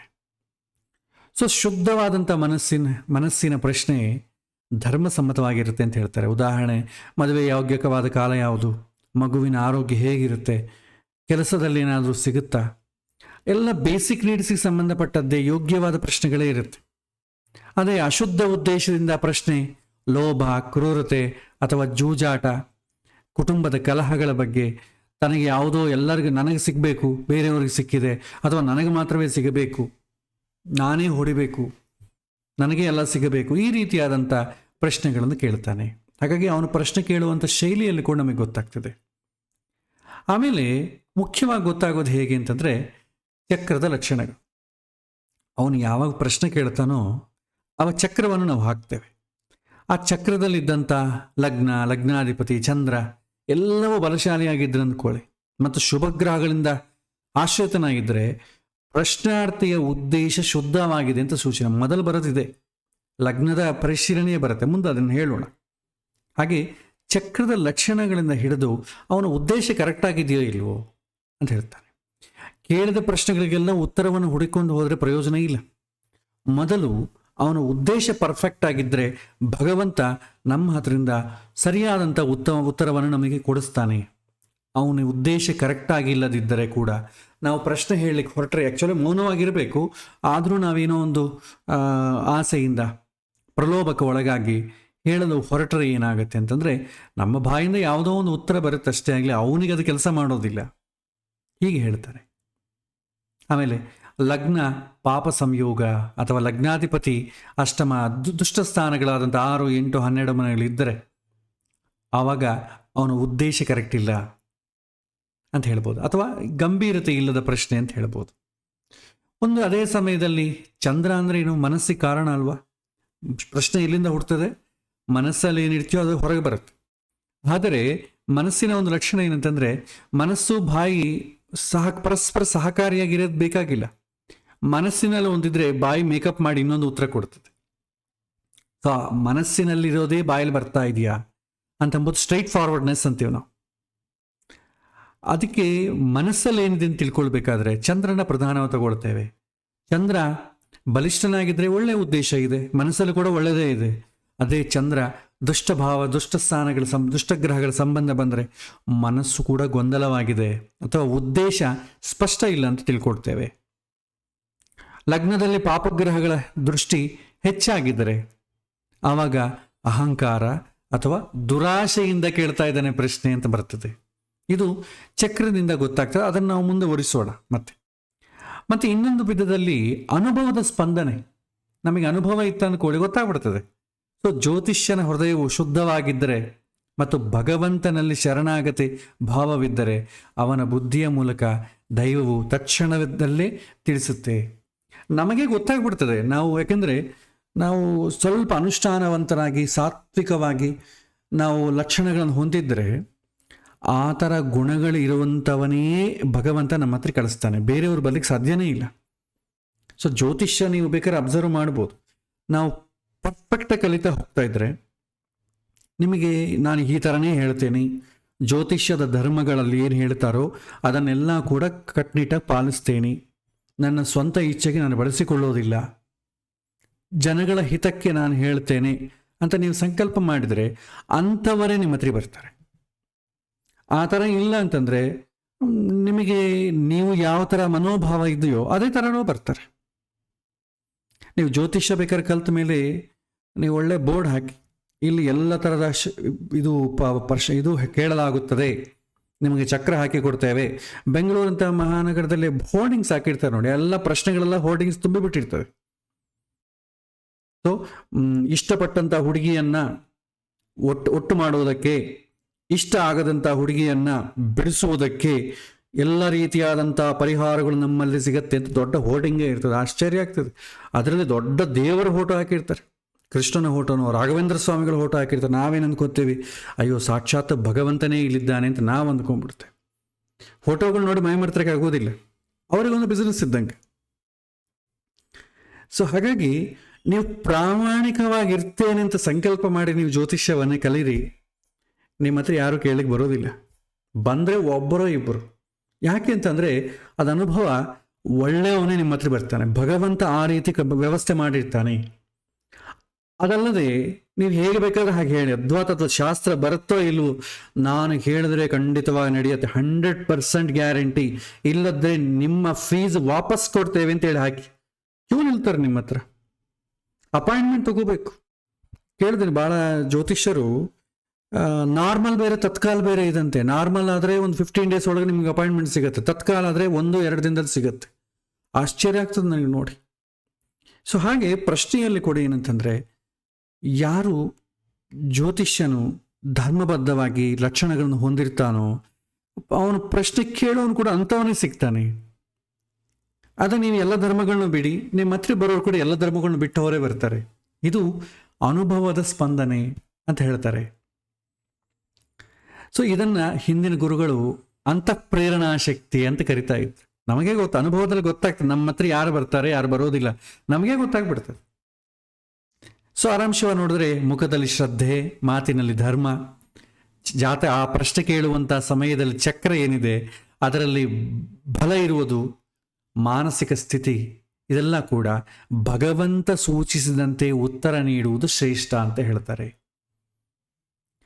ಮತ್ತೆ ಪ್ರಶ್ನೆಶಾಸ್ತ್ರದ ಸೂಕ್ಷ್ಮ ತತ್ವಗಳನ್ನ ಒಂದ್ಸಲ ನೋಡೋಣ. ಏನೇನಿದೆ ಸೂಕ್ಷ್ಮ ತತ್ವಗಳು?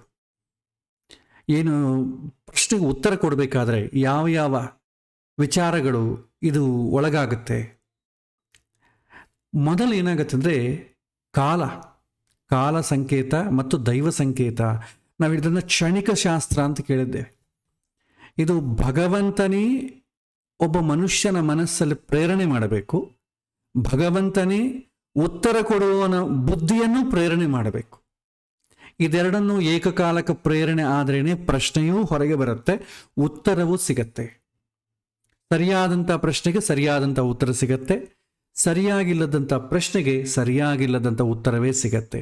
ನಿಜವಾಗಿ ಪರ್ಫೆಕ್ಟ್ ಆದಂಥ ಜ್ಯೋತಿಷ್ಯರ ಉತ್ತರ ಕೊಡೋದಿಲ್ಲ, ಇಲ್ಲಂದ್ರೆ ಉತ್ತರ ಕೊಡ್ತಾನೆ, ಆದರೆ ಅವನಿಗೆ ಏನು ಇದಾಯ್ತು ಅದಕ್ಕೆ ಸಂಬಂಧಪಟ್ಟ ಉತ್ತರವೇ ಇರುತ್ತೆ. ಅದು ಭಗವಂತನ ಉದ್ದೇಶ ಅಂತ ಹೇಳಿಕ್ಕೆ ಬರೋದಿಲ್ಲ. ಇದಕ್ಕೆ ಕಾಲ ವಿಚಾರಕ್ಕೆ ಹೇಳ್ತಾರೆ, ಒಂದು ಅಶುದ್ಧ ಲಗ್ನೇ ಚಂದ್ರೇ ಚ ದೋಷಯುಕ್ತೆ ವ್ಯಥಾಕೃತೆ ನೋಕ್ತವ್ಯಂ ಫಲಮತ್ಯೈವ ಶುದ್ಧ ಕಾಲೇ ವಿವೇಕತಃ ಅಂತ ಹೇಳ್ತಾರೆ. ಸೊ ಯಾವುದೇ ಪ್ರಶ್ನೆಯು ಅನುಕೂಲ ಆಗುತ್ತಾ ಇಲ್ಲವಾ ಎನ್ನುವುದು ನಿಶ್ಚಯವಾಗಿ ಅವನು ಕೇಳುವಂಥ ಸಮಯದ ಉತ್ಕೃಷ್ಟತೆಯ ಮೇಲೆ ಅವಲಂಬಿತವಾಗಿರುತ್ತೆ. ಅವನು ಯಾವ ಸಮಯದಲ್ಲಿ ಪ್ರಶ್ನೆ ಕೇಳ್ತಾ ಇದ್ದೆ ಎಂಬುದ ಮೇಲೆ ಡಿಪೆಂಡ್ ಆಗ್ತದೆ, ಅದು ಅನುಕೂಲ ಆಗುತ್ತಾ ಇಲ್ವ ಅಂತಂಬೋದು. ಹಾಗಾಗಿ ನಾವು ಈ ಸಮಯದಲ್ಲಿ ನೀನು ಪ್ರಶ್ನೆ ಕೇಳು ಅಂತ ನಾವು ಯಾರಿಗೂ ಹೇಳಿಕ್ಕೆ ಬರೋದಿಲ್ಲ. ಅದೇನಾಗುತ್ತೆ, ಪರೀಕ್ಷೆ ಆಗ್ತದೆ, ಅಥವಾ ಪ್ರಾಮಾಣಿಕತೆ ಇಲ್ಲದೆ ಗಂಭೀರತೆ ಇಲ್ಲದಂಗೆ ಆಗ್ತದೆ. ಅವನು ಮನಸ್ಸಿನಲ್ಲೂ ಪ್ರೇರಣೆ ಆಗಬೇಕು, ಜ್ಯೋತಿಷ್ಯನಲ್ಲೂ ಕೂಡ ಪ್ರೇರಣೆ ಆಗಬೇಕು. ಎರಡೂ ಆದ್ರೇ ಉತ್ತರ ಸಿಗತ್ತೆ.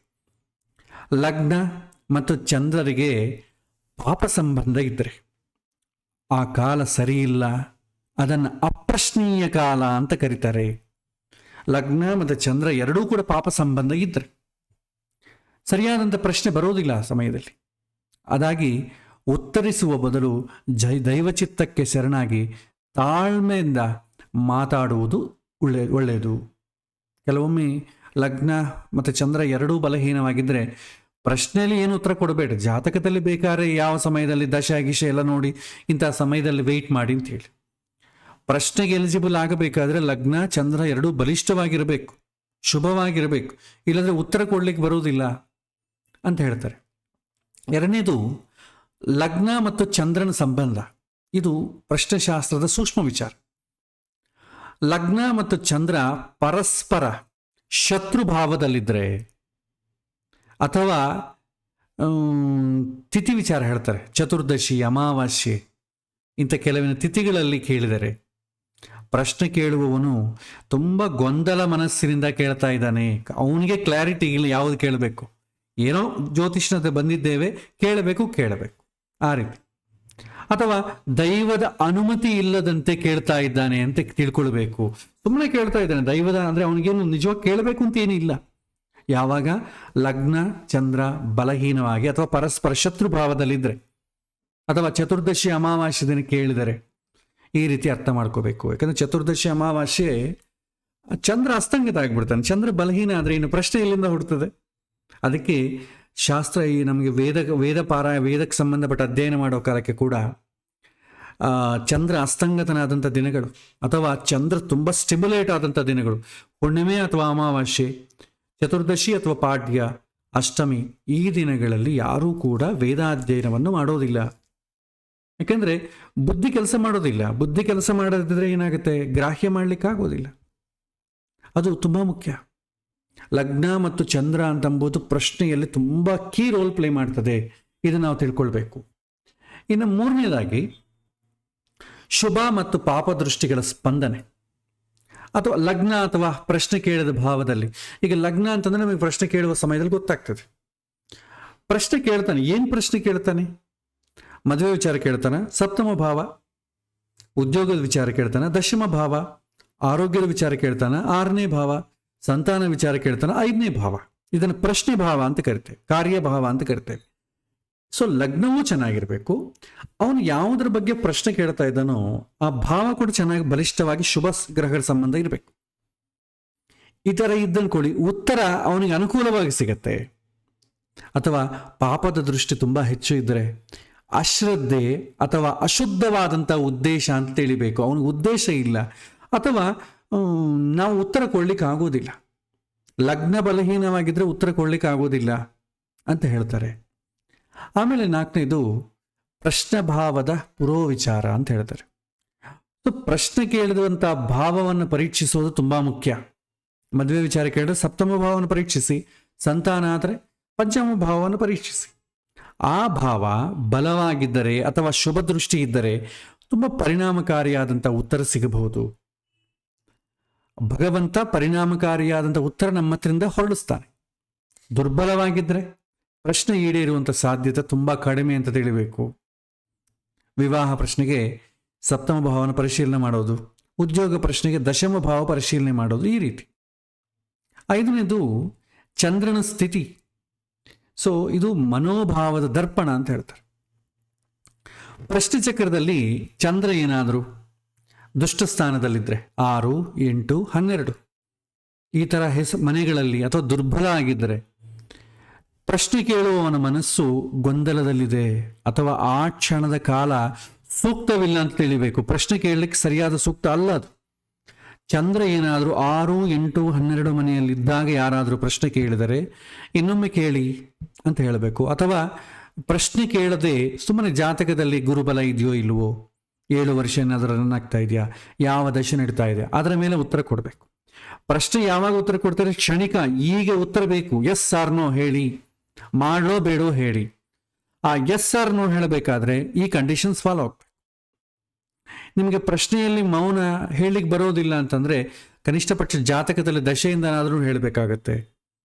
ಈಗ ಮಾಡಲಾ ಬೇಡವಾ ಅಂತಂದ್ರೆ ಇನ್ನೊಮ್ಮೆ ಬನ್ನಿ ಹೇಳ್ತೇನೆ ಈಗ ಅಂತ, ಅದು ಹೊಳಿತಾ ಇಲ್ಲ ನನಗೆ, ಮೌನವಾಗಿರಬೇಕು. ಸಾಧ್ಯವಾದಷ್ಟು ಮ್ಯಾನೇಜ್ ಮಾಡಿ ಕಳಿಸಿ. ಚಂದ್ರ ಏನಾದರೂ ಶುಭಗ್ರಹಗಳೊಂದಿಗೆ ಅಥವಾ ಮಿತ್ರಸ್ಥಾನ ಭಾವದಲ್ಲಿದ್ದರೆ ಮನಸ್ಸು ದೃಢವಾಗಿದೆ ಅಂತ ತಿಳಿಬೇಕು. ಅವನಲ್ಲೂ ಕಾನ್ಫಿಡೆನ್ಸ್ ಇದೆ, ಅವನನ್ನು ಮಾಡಲಿಕ್ಕೆ ಮುಂದೆ ಏಕಾಗ್ರತೆಯಿಂದ ಇದ್ದಾನೆ, ನಾವು ಅವನಿಗೆ ಒಳ್ಳೆಯ ಉಪದೇಶವನ್ನು ಮಾಡಿ ಕಳಿಸ್ಬೋದು. ಹಾಗಾಗಿ ಚಂದ್ರನ ಸ್ಥಿತಿ ತುಂಬ ಮುಖ್ಯ. ಆಮೇಲೆ 6ನೇದಾಗಿ ಅನುಭವ ಮತ್ತು ದೈವ ಚಿತ್ರಣೆ. ಸೊ ಶಾಸ್ತ್ರದಲ್ಲಿರುವಂಥ ನಿಯಮಗಳು ಕೇವಲ ಒಂದು ಗರಿಷ್ಠ ಮಾರ್ಗ ಅಷ್ಟೆ. ಅದಕ್ಕೆ ಪಾರ್ಶ್ವವಾಗಿ ಜ್ಯೋತಿಷ್ಯನು ತನ್ನ ಶುದ್ಧ ಅಂತಃಕರಣದಿಂದ ದೈವದ ಸಂಕೇತವನ್ನು ತಿಳಿಬೇಕು. ಅಸಲು ಭಗವಂತ ಇವನಿಗೆ ಏನು ಸೂಚನೆ ಮಾಡ್ತಾ ಇದ್ದಾನೆ ಅಂತ ತಿಳಿಬೇಕು. ಒಂದೊಂದೇ ನಿಯಮ ಅನುಸರಿಸಿದರೂ ಕೂಡ ಉತ್ತರ ದೈವದ ಅನುಗ್ರಹದಿಂದ ಮಾತ್ರ ಸಿಗತ್ತೆ. ನಾವು ಪ್ರಶ್ನೆ ಚಕ್ರದಲ್ಲಿ ಏನೇನು ನಿಯಮಗಳೆಲ್ಲವನ್ನು ಅವಲಂಬಿಸಿದರೂ ಕೂಡ ಅವನ ಯೋಗ್ಯತೆ, ನಮ್ಮ ಬುದ್ಧಿವಂತಿಕೆ ಎರಡೂ ಸರಿ ಇದ್ದರೇ ಆಗ್ತದೆ, ಇಲ್ಲದ್ರೆ ಆಗೋದಿಲ್ಲ. ಪ್ರಶ್ನೆಯಲ್ಲಿ ನಮಗೆ ಉತ್ತರ ಕೊಡಲಿಕ್ಕೆ ಆಗದಷ್ಟು ಮಾತ್ರಕ್ಕೆ ನಾವು ಸರಿಯಾಗಿ ಕಲ್ತಿಲ್ಲ ಅಂತ ಅರ್ಥ ಅಲ್ಲ. ಕೆಲವೊಮ್ಮೆ ಜ್ಯೋತಿಷ್ಯ ಎಷ್ಟೇ ಚೆನ್ನಾಗಿ ಕಲ್ತರೂ ಕೂಡ ಹೊಳೆಯುವುದಿಲ್ಲ. ಕಾರಣ ಏನಂತಂದರೆ ಭಗವಂತನ ಅನುಗ್ರಹ ಬೇಕು ಪ್ರಶ್ನೆಯಲ್ಲಿ ಮಾತ್ರ. ಜಾತಕದಲ್ಲಿ ಈ ನಿಯಮ ಕಡಿಮೆ. ಯಾಕಂದ್ರೆ ಅದು ತಕ್ಷಣವಾಗಿ ಹೇಳುವಂಥದ್ದೇನಿರಲ್ಲ, ಲಾಂಗ್ ರನ್ನಲ್ಲಿ ಹೇಳ್ತೇವೆ. ಅದರಲ್ಲಿ ಅಷ್ಟು ಸೀರಿಯಸ್ ಆಗಿ ಕೂಡ ಅವನು ತಗೊಳ್ಳೋದಿಲ್ಲ. ಆದರೆ ಪ್ರಶ್ನೆಯಲ್ಲಿ ಇಮಿಡಿಯೇಟ್ ಆನ್ಸರ್ ಬರುತ್ತೆ, ಆದ ಕಾರಣ ಸೀರಿಯಸ್ನೆಸ್ ಬೇಕಾಗ್ತದೆ. ಸೊ ಒಟ್ಟಿಗೆ ನೋಡಿದ್ರೆ, ಸೊ ಕಾಲದ ಶುದ್ಧತೆ ಪರಿಶೀಲನೆ ಮಾಡಬೇಕು, ಲಗ್ನ ಮತ್ತು ಚಂದ್ರನ ಸ್ಥಿತಿ ಪರಿಶೀಲನೆ ಮಾಡಬೇಕು, ಪ್ರಶ್ನೆ ಭಾವದ ಬಲವನ್ನು ನೋಡಬೇಕು, ಯಾವ ಪ್ರಶ್ನೆ ಕೇಳ್ತಿದ್ದಾನೆ ಅಂತೇಳಿ, ಲಗ್ನದ ಮೇಲೆ ಶುಭ ಪಾಪ ದೃಷ್ಟಿಗಳ ಸ್ಪಂದನೆ ನೋಡಬೇಕಾಗತ್ತೆ, ಅಂತರಂಗದ ಶುದ್ಧತೆ, ಭಗವಂತನ ಶರಣಾಗತಿ ಇರಬೇಕಾಗತ್ತೆ. ಇದೆಲ್ಲ ಕೂಡ ಪ್ರಶ್ನೆಶಾಸ್ತ್ರದ ಸೂಕ್ಷ್ಮ ತತ್ವಗಳು. ಇದನ್ನು ತಿಳ್ಕೊಂಡ್ರೆ ನಮಗೆ ಉತ್ತರ ಕೊಡ್ಲಿಕ್ಕೆ ಆಗ್ತದೆ, ಅದು ಉತ್ತರ ಕೊಡ್ಲಿಕ್ಕೆ ಆಗೋದಿಲ್ಲ. ನಂತರ ಒಂದು ಪ್ರಶ್ನೆಯನ್ನ ಹೇಗೆ ಹೇಳಬೇಕು, ಹಂತ ಹಂತವಾಗಿ ನೋಡೋಣ. ಒಂದೊಂದು ಹಂತದಲ್ಲಿ ನಮಗೆ ಏನು ಸಿಗತ್ತೆ, ಯಾವ ರೀತಿ ನಾವು ನೋಡಬೇಕಾಗತ್ತೆ, ಅದನ್ನು ಎಳೆ ಎಳೆಯಾಗಿ ಬಿಡಿಸಿ ಹೇಳ್ತೇನೆ. ಸೊ ಪ್ರಶ್ನೆಶಾಸ್ತ್ರದಲ್ಲಿ ಮೊದಲನೇ ಹಂತದಲ್ಲಿ ನೋಡೋಣ. ಸೊ ಕ್ಷಣದ ಗುರುತು ಮತ್ತು ಚಕ್ರ ನಿರ್ಮಾಣ. ಫಸ್ಟ್ ಯಾರಾದರೂ ಪ್ರಶ್ನೆ ಕೇಳಿದ್ರೆ ಫಸ್ಟ್ ನಾವು ನಮ್ಮ ಏನು ಮಾಡಬೇಕಾದ ಏನು, ಜಾತಕದಲ್ಲಾದ್ರೆ ಏನು ಮಾಡ್ತೇವೆ, ಅವನು ಪ್ರಶ್ನೆ ಕೇಳಿದ ತಕ್ಷಣ ಸ್ಥಾನಬಲ, ಕಾರಕ ಬಲ, ಆಧಿಪತ್ಯ ಬಲವನ್ನು ನೋಡ್ತೇವೆ. ಸ್ಥಾನದಿಂದ ವಾತಾವರಣ, ಕಾರಕದಿಂದ ಅವನ ಅಂತರಂಗದ ಹೇಗಿದೆ, ಆಧಿಪತ್ಯದಿಂದ ಹಿಂದಿನ ಜನ್ಮದಲ್ಲಿ ಮಾಡಿದಂಥ ಪುಣ್ಯ ಹೇಗಿದೆ, ಅನುಕೂಲವಾಗಿತ್ತು ಅಂದ್ಕೊಳ್ಳಿ, ದಶೆ ಹೇಗಿದೆ, ಈಗ ಪ್ರೆಸೆಂಟ್ ಗೋಚಾರ ಹೇಗೆ ನಡೀತಾ ಇದೆ, ಅದಕ್ಕೆ ತಕ್ಕಂತೆ ಉತ್ತರ ಕೊಡ್ತೇವೆ. ಬಲ ಬೇಕಾದರೆ ಅಷ್ಟಕ ವರ್ಗ, ಷಡ್ಬಲ ಇವುಗಳನ್ನು ನೋಡ್ತೇವೆ. ಇದು ಒಂದು ಪ್ರಿನ್ಸಿಪಲ್. ಅದೇ ರೀತಿ ಪ್ರಶ್ನೆ ಹೇಗೆ ನೋಡಬೇಕು ಅದಕ್ಕೆ ಕೂಡ ಹೇಳ್ತಾರೆ. ಸೊ ಮೊದಲು ಕ್ಷಣದ ಗುರುತು, ಅದಕ್ಕೆ ಹೇಳ್ತಾರೆ ಯದಾ ತ್ವಚ್ ಶುದ್ಧ ಚಿತ್ತೋಸು ಯತ್ ಪ್ರಶ್ನಂ ಕರೋತಿ ಚ ತದಾ ತತ್ಪ್ರಶ್ನೆ ಕಾಲಸ್ಥಾನ್ ದ್ರಷ್ಟವ್ಯಾನ್ ಗೃಹನಾಯಕಾನ್ ಅಂತ ಹೇಳ್ತಾರೆ. ಏನು ಉತ್ತರ ಅಂತಂದರೆ, ಶ್ರದ್ಧೆಯಿಂದ ಪ್ರಶ್ನೆ ಕೇಳಿದ ತಕ್ಷಣದಲ್ಲಿ ಆ ಕ್ಷಣದಲ್ಲಿ ಗ್ರಹಸ್ಥಿತಿಯೇ ದೈವದ ಇಚ್ಛೆ. ಆ ಗ್ರಹಸ್ಥಿತಿ ಏನಿದೆ, ಆ ಸಮಯದಲ್ಲಿ ಕೇಳಿದಂಥ ಗ್ರಹಸ್ಥಿತಿ ದೈವದ ಇಚ್ಛೆಯನ್ನು ಸೂಚಿಸ್ತದೆ. ಸೊ ಪ್ರಶ್ನೆ ಕೇಳುವವನು ಬಂದು ಶ್ರದ್ಧೆಯಿಂದ ತನ್ನ ಪ್ರಶ್ನೆಯನ್ನು ಕೇಳಿದರೆ ಆ ಕ್ಷಣವೇ ದೈವದ ಸಂಕೇತ ಅಂತ ನಾವು ತಿಳ್ಕೊಳ್ಬೇಕು. ಆ ಕ್ಷಣದ ಲಗ್ನವನ್ನು ಗುರುತಿಸಿ ಚಕ್ರವನ್ನು ಲಿಖಿಸಬೇಕು. ಈ ಉತ್ತರ ನಮಗೆ ಸ್ಮಾರ್ಟ್ ಫೋನ್ ಇದೆ, ಇಮಿಡಿಯೇಟ್ಲಿ ಚಕ್ರ ಬಂದ್ಬಿಡ್ತದೆ. ಇದು ಮೊದಲನೇ ಹಂತ. ಆ ಕ್ಷಣದಲ್ಲಿರುವಂಥ ಪಂಚಾಂಗ ಕೂಡ ನೋಡಬೇಕಾಗುತ್ತೆ, ತಿಥಿ ವಾರ ನಕ್ಷತ್ರ ಅದನ್ನು ಕೂಡ ಗ್ರಹಿಸಬೇಕು. ಇನ್ನು ಕೆಲವೊಂದು ಜನ ಏನು ಮಾಡ್ತಾರೆ, ಚಕ್ರದ ಜೊತೆ ಶಕುನಗಳನ್ನು ನೋಡ್ತಾರೆ. ಅವನು ಪ್ರಶ್ನೆ ಕೇಳೋ ಸಮಯದಲ್ಲಿ ಇಮಿಡಿಯೇಟ್ಲಿ ಮನೆಗೆ ಅಬ್ಸರ್ವ್ ಮಾಡ್ತಾ ಇರ್ತಾರೆ.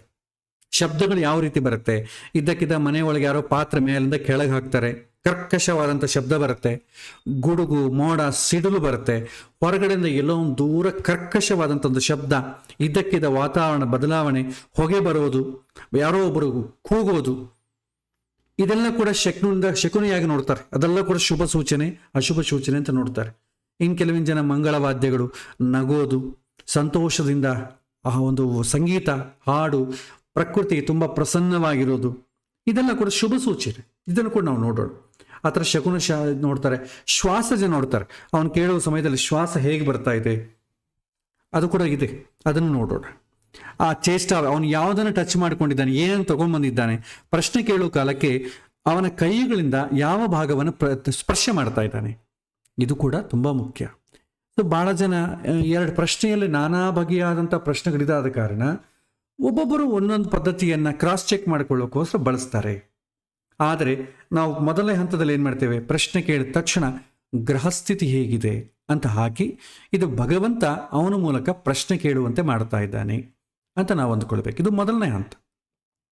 ಸೊ ಪ್ರತಿಯೊಬ್ಬನೂ ಕೂಡ ದೇವರ ಪ್ರೇರಣೆಯಿಂದಲೇ ಪ್ರಶ್ನೆ ಕೇಳ್ತಾನೆ. ನಾವು ತಕ್ಷಣ ಆ ಕ್ಷಣದ ಲಗ್ನವನ್ನು ಹಿಡಿದು ಚಕ್ರ ಹಾಕಲೇಬೇಕು. ಆ ಕ್ಷಣದಲ್ಲಿರುವಂಥ ಗ್ರಹಸ್ಥಿತಿಯನ್ನು ಗಮನಿಸಿದರೆ ದೈವದ ಸಂಕೇತವನ್ನು ಗ್ರಹಿಸಬಹುದು. ಸೊ ನನಗೆ ಉದ್ಯೋಗ ಸಿಗುತ್ತಾ ಇಲ್ಲ, ನನ್ನ ಉದ್ಯೋಗ ಅನುಕೂಲ ಆಗುತ್ತಾ ಇಲ್ಲ, ಏನೋ ಕಳ್ಕೊಂಡೆ ಸಿಗುತ್ತಾ ಇಲ್ಲ, ನಮ್ಮ ಮನೆಯಿಂದ ತಪ್ಪಿಸಿಕೊಂಡು ಹೋಗಿದ್ದಾನೆ, ಯಾವ ದಿಕ್ಕಿನಲ್ಲಿ ಹೋಗಿದ್ದಾನೆ, ಇಂಥ ಸಮಯದಲ್ಲಿ ಆ ಶಕುನಗಳನ್ನು ಆಮೇಲೆ ಚಕ್ರವನ್ನು ಹಾಕಿ ನಾವು ನೋಡ್ತೇವೆ. ಎರಡನೇ ಹಂತದಲ್ಲಿ ಲಗ್ನ ಮತ್ತು ಲಗ್ನಾಧಿಪತಿಯನ್ನ ಸ್ಥಿತಿಯನ್ನು ನೋಡ್ತೇವೆ. ಲಗ್ನೇ ಶುದ್ಧೇ ಲಗ್ನನಾಥೆ ಬಲಿಷ್ಠೆ ಸುಖ ಸಂಯುತೆ ಯಥಾರ್ಥಂ ಜ್ಞಾನಮವಾಪ್ನೋತಿ ಪ್ರಶ್ನಾರ್ಥಿ ಶುದ್ಧಮಾನದಃ ಅಂತ ಹೇಳ್ತಾರೆ. ಸೊ ಲಗ್ನವೇ ಪ್ರಶ್ನೆ ಕೇಳುವವನ ಆತ್ಮದ ಪ್ರತಿನಿಧಿ ಅಂತ ಹೇಳ್ತಾರೆ. ಆತ್ಮ ಅಂದ್ರೆ ಏನು, ಸೆಲ್ಫ್, ನಾನು ಅಂತೀವಲ್ಲ, ಆ ನಾನು ಅಂತಂಬ ಪ್ರತಿನಿಧಿ. ಚಂದ್ರ ಎಂಬುದು ಮನಸ್ಸು, ಲಗ್ನ ಅಂತಂಬೋದು ನಾನು. ಸೊ ಲಗ್ನ ಪ್ರಶ್ನಾರ್ಥಿ ಆತ್ಮದ ಪ್ರತಿನಿಧಿ. ಲಗ್ನದಲ್ಲಿ ಯಾರಿದ್ದಾರೆ, ಲಗ್ನಾಧಿಪತಿ ಬಲವಂತನಾಗಿದ್ದಾನಾ ಇಲ್ವಾ ಅಂತ ಪರಿಶೀಲನೆ ಮಾಡಬೇಕು. ಲಗ್ನ ಅಥವಾ ಲಗ್ನಾಧಿಪತಿ ದುರ್ಬಲವಾಗಿದ್ದರೆ, ಶಕ್ತಿ ಇಲ್ಲದ ಸಂಕಲ್ಪ, ಅವನು ಏನು ಕೇಳ್ತಾ ಇದ್ದಾನೆ, ಅವನಿಗೆ ಕಮಿಟ್ಮೆಂಟ್ ಇಲ್ಲ. ಮೊದಲ ಫಾಲ್ ಅವನಿಗೆ ಓದಬೇಕು ಅಂತ ಯಾವುದೋ ಪ್ರಶ್ನೆ ಕೇಳಿದೆ, ಪ್ರಶ್ನೆಯಲ್ಲಿ ಸೀರಿಯಸ್ನೆಸ್ ಇದೆ, ಆದರೆ ಅವನಿಗೆ ಕಮಿಟ್ಮೆಂಟ್ ಇಲ್ಲ, ಸಂಕಲ್ಪ ಬಲ ಇಲ್ಲ, ಅಥವಾ ಉದ್ದೇಶ ಅಶುದ್ಧವಾಗಿರಬಹುದು ಅಂತ ತಿಳ್ಕೊಳ್ಬೇಕು. ಯಾವಾಗ ಲಗ್ನಾಧಿಪತಿ ದುರ್ಬಲವಾಗಿದ್ದರೆ, ಲಗ್ನದ ಮೇಲೆ ಶುಭಗ್ರಹಗಳ ದೃಷ್ಟಿ ಇದ್ದರೆ ಯೋಗ್ಯ ಉದ್ದೇಶ, ಪಾಪ ದೃಷ್ಟಿ ಹೆಚ್ಚಿದ್ದರೆ ಅಶುದ್ಧ ಉದ್ದೇಶ ಅಂತ ತಿಳ್ಕೊಳ್ತೇವೆ. ಲಗ್ನದಲ್ಲಿ ಗುರು ಅಥವಾ ಶುಕ್ರ ಇದ್ದರೆ ಉತ್ತಮವಾದಂಥ ಉದ್ದೇಶ, ಒಳ್ಳೆಯ ಉದ್ದೇಶದಿಂದ ಕೇಳ್ತಾ ಇದ್ದಾನೆ ಅಂತ ಅಂದ್ಕೊಳ್ಬೇಕು. ಲಗ್ನ ಅಂತಂದ್ರೆ ನಾನು ಆತ್ಮ ಅಂತ ಹೇಳ್ತೇವೆ. ಆತ್ಮ ಅಂತಂದ್ರೆ ಮತ್ತೆ ಸ್ಪಿರಿಚುವಾಲಿಟಿ, ಆಧ್ಯಾತ್ಮಿಕಕ್ಕೆ ಸಂಬಂಧಪಟ್ಟ ವಿಚಾರ ಅಂದ್ಕೊಂಡ್ಬಿಡ್ಬೇಡಿ. ನಾನು, ನನ್ನ ಕಮಿಟ್ಮೆಂಟ್, ನಾನು ಮಾಡುತ್ತೇನೆ. ನಾನು ಬೇರೆ, ನನ್ನ ಮನಸ್ಸು ಬೇರೆ. ಮೊದಲು ನನ್ನ ಸಂಕಲ್ಪ ಗಟ್ಟಿ ಇದ್ರೆ ಮನಸ್ಸು ಅದಕ್ಕೆ ಅನುಕೂಲ ಮಾಡಬಹುದು, ಮಾಡದೇ ಇರ್ಬೋದು. ಹೀಗೆ ಸೊ ಲಗ್ನವೇ ಆತ್ಮದ ಅಂಗಳ, ಅದು ಶುದ್ಧವಾಗಿದೆಯೇ ಅಂತ ನಾವು ನೋಡಬೇಕು. ಲಗ್ನಾಧಿಪತಿ ದುರ್ಬಲವಾಗಿದ್ದರೆ ಪ್ರಶ್ನೆ ಕೇಳುವವನಲ್ಲಿ ಗೊಂದಲ ಇದೆ ಅಂತ ನಾವು ತಿಳ್ಕೊಳ್ಬೇಕು. ಮೂರನೇ ಹಂತದಲ್ಲಿ ಲಗ್ನಾಧಿಪತಿ ನೋಡಿದ ನಂತರ ಚಂದ್ರನ ಸ್ಥಿತಿ ನೋಡಿ. ಚಂದ್ರ ಹೇಗಿದ್ದಾನೆ, ಮನಸ್ಸು ಹೇಗಿದೆ, ಸಂಕಲ್ಪ ಏನೋ ಗಟ್ಟಿಗಿದೆ, ಅದಕ್ಕೆ ತಕ್ಕಂತೆ ಮನಸ್ಸು ಸಹಕಾರ ಮಾಡಬೇಕು. ಯಾಕೆಂದ್ರೆ ಪ್ರಕೃತಿಯ ಕನೆಕ್ಷನ್ ಇರೋದು ಮನಸ್ಸಿಗೆ, ಜೀವಕ್ಕೆ ಡೈರೆಕ್ಟ್ ಕನೆಕ್ಷನ್ ಇರಲ್ಲ. ನಿಮ್ಮ ಸಂಕಲ್ಪಕ್ಕೆ ತಕ್ಕಂತೆ ಮನಸ್ಸು ಸಹಕಾರ ಮಾಡಬೇಕು. ಸಹಕಾರ ಮಾಡಿದ್ರೆ ಪ್ರಯೋಜನ ಇಲ್ಲ. ನನಗೇನೋ ಓದ್ಕೋಬೇಕು ಅನಿಸ್ತಾ ಇದೆ, ಮನಸ್ಸಿಗೇನೋ ಈಗ ಓದೋದು ಯಾಕೆ, IPL ಮ್ಯಾಚ್ ನೋಡೋಣ ಅಂತ ಅನಿಸುತ್ತೆ. ಸೊ ಅವಾಗೇನಾಗುತ್ತೆ, ನನ್ನ ಸಂಕಲ್ಪ ಗಟ್ಟಿ ಇದ್ರೂ ಪ್ರಯೋಜನ ಆಗೋದಿಲ್ಲ. ಅದಕ್ಕೆ ಹೇಳ್ತಾರೆ, ಚಂದ್ರೇ ಬಲಿ ಸುಸ್ಥಿತಿ ಚ ಶುಭಗ್ರಹ ಸಂಯತೆ ಪ್ರಶ್ನಾರ್ಥಿ ಶುದ್ಧ ಮನಸ ಪ್ರಶ್ನಂಕರೋತಿ ನಿಶ್ಚಯಂ ಅಂತ ಹೇಳ್ತಾರೆ. ಸೊ ಚಂದ್ರ ಪ್ರಶ್ನೆ ಕೇಳುವವನ ಮನಸ್ಸಿನ ಪ್ರತಿನಿಧಿ. ಚಂದ್ರ ಶುದ್ಧವಾಗಿದ್ದರೆ ಮನಸ್ಸು ಸ್ಥಿರವಾಗಿದೆ ಅಂತ ತಿಳ್ಕೊಳ್ಬೇಕು. ಮನಸ್ಸು ಸ್ಥಿರವಾಗಿದ್ದರೇನೆ ನಿಮ್ಮ ಸಂಕಲ್ಪ ನಿಮ್ಮ ಗಟ್ಟಿಯಾಗಿದ್ದೆ ನೀವು ಅಂದುಕೊಂಡಿದ್ದಾಗ್ತದೆ. ಮನಸ್ಸು ಸ್ಥಿರವಾಗಿಲ್ಲದಿದ್ದರೆ ನಾವು ಏನು ಅಂದ್ಕೊಳ್ತೀವೋ ಅದಕ್ಕೆ ಬದಲಾಗ್ತಾ ಇರುತ್ತೆ. ಈಗ ಓದ್ಕೊಳ್ಬೇಕು ಅಂತ ಸ್ವಲ್ಪ ತಮ್ಮ ಇನ್ನೊಂದು ಅನ್ಸುತ್ತೆ. ಸೊ ಈಗ ಬದಲಾಗ್ತಾ ಹೋಗುತ್ತೆ. ಸೊ TV ಚಾನಲ್ಸ್ ಹೆಂಗೆ ಚೇಂಜ್ ಆಗ್ತಾ ಇರುತ್ತೆ, ಮನಸ್ಸು ಹಂಗೆ ಚೇಂಜ್ ಆಗ್ತಾ ಇದ್ರೆ ಏನು ಉಪಯೋಗ? ನ್ಯೂಸ್ ಚಾನಲ್ ನೋಡ್ತಾ ಇರ್ತೇವೆ, ಪಕ್ಕದಲ್ಲಿ ಹೆಂಡತಿಯೋ ಅಥವಾ ಮಗೋ ಬಂದು ಕ್ರಿಕೆಟ್ ಮ್ಯಾಚ್ ಇರ್ತಾರೆ, ಸ್ವಲ್ಪ ತೀರಪ್ಪ ನ್ಯೂಸ್ ಒಳ್ಳೇದು ಇಂಪಾರ್ಟೆಂಟ್ ಹೇಳ್ತಿದ್ದಾರೆ, ಒಂದು ವೇಳೆ ಅವನ ಮಗ ನಮ್ಮ ಮಾತು ಕೇಳಿದರೆ, ಮನಸ್ಸು ನನಗೆ ಸಹಕಾರ ಮಾಡಿದರೆ ಅವನು ಏನೋ ಅಪ್ಪ ನೋಡ್ತಾ ಇದ್ದಾರಲ್ಲ ಅಂತ ಇಡ್ತಾರೆ. ಇಲ್ಲ ಅಂತಂದ್ರೆ ಏನು ಮಾಡ್ತಾರೆ, ಸುಮ್ಮನಿರಪ್ಪ ನೀವು ಯಾವಾಗ ನ್ಯೂಸ್ ಪೇಪರಲ್ಲಿ ನೋಡ್ಕೊ ನೀನು ಅಂತೇಳಿ IPL ಮ್ಯಾಚ್ ಇಟ್ಕೊಂಡು ನೋಡ್ತಾರೆ. ಅಂದರೆ ಏನು, ನನ್ನ ಮಾತು ನನ್ನ ಮಗ ಕೇಳಲ್ಲ.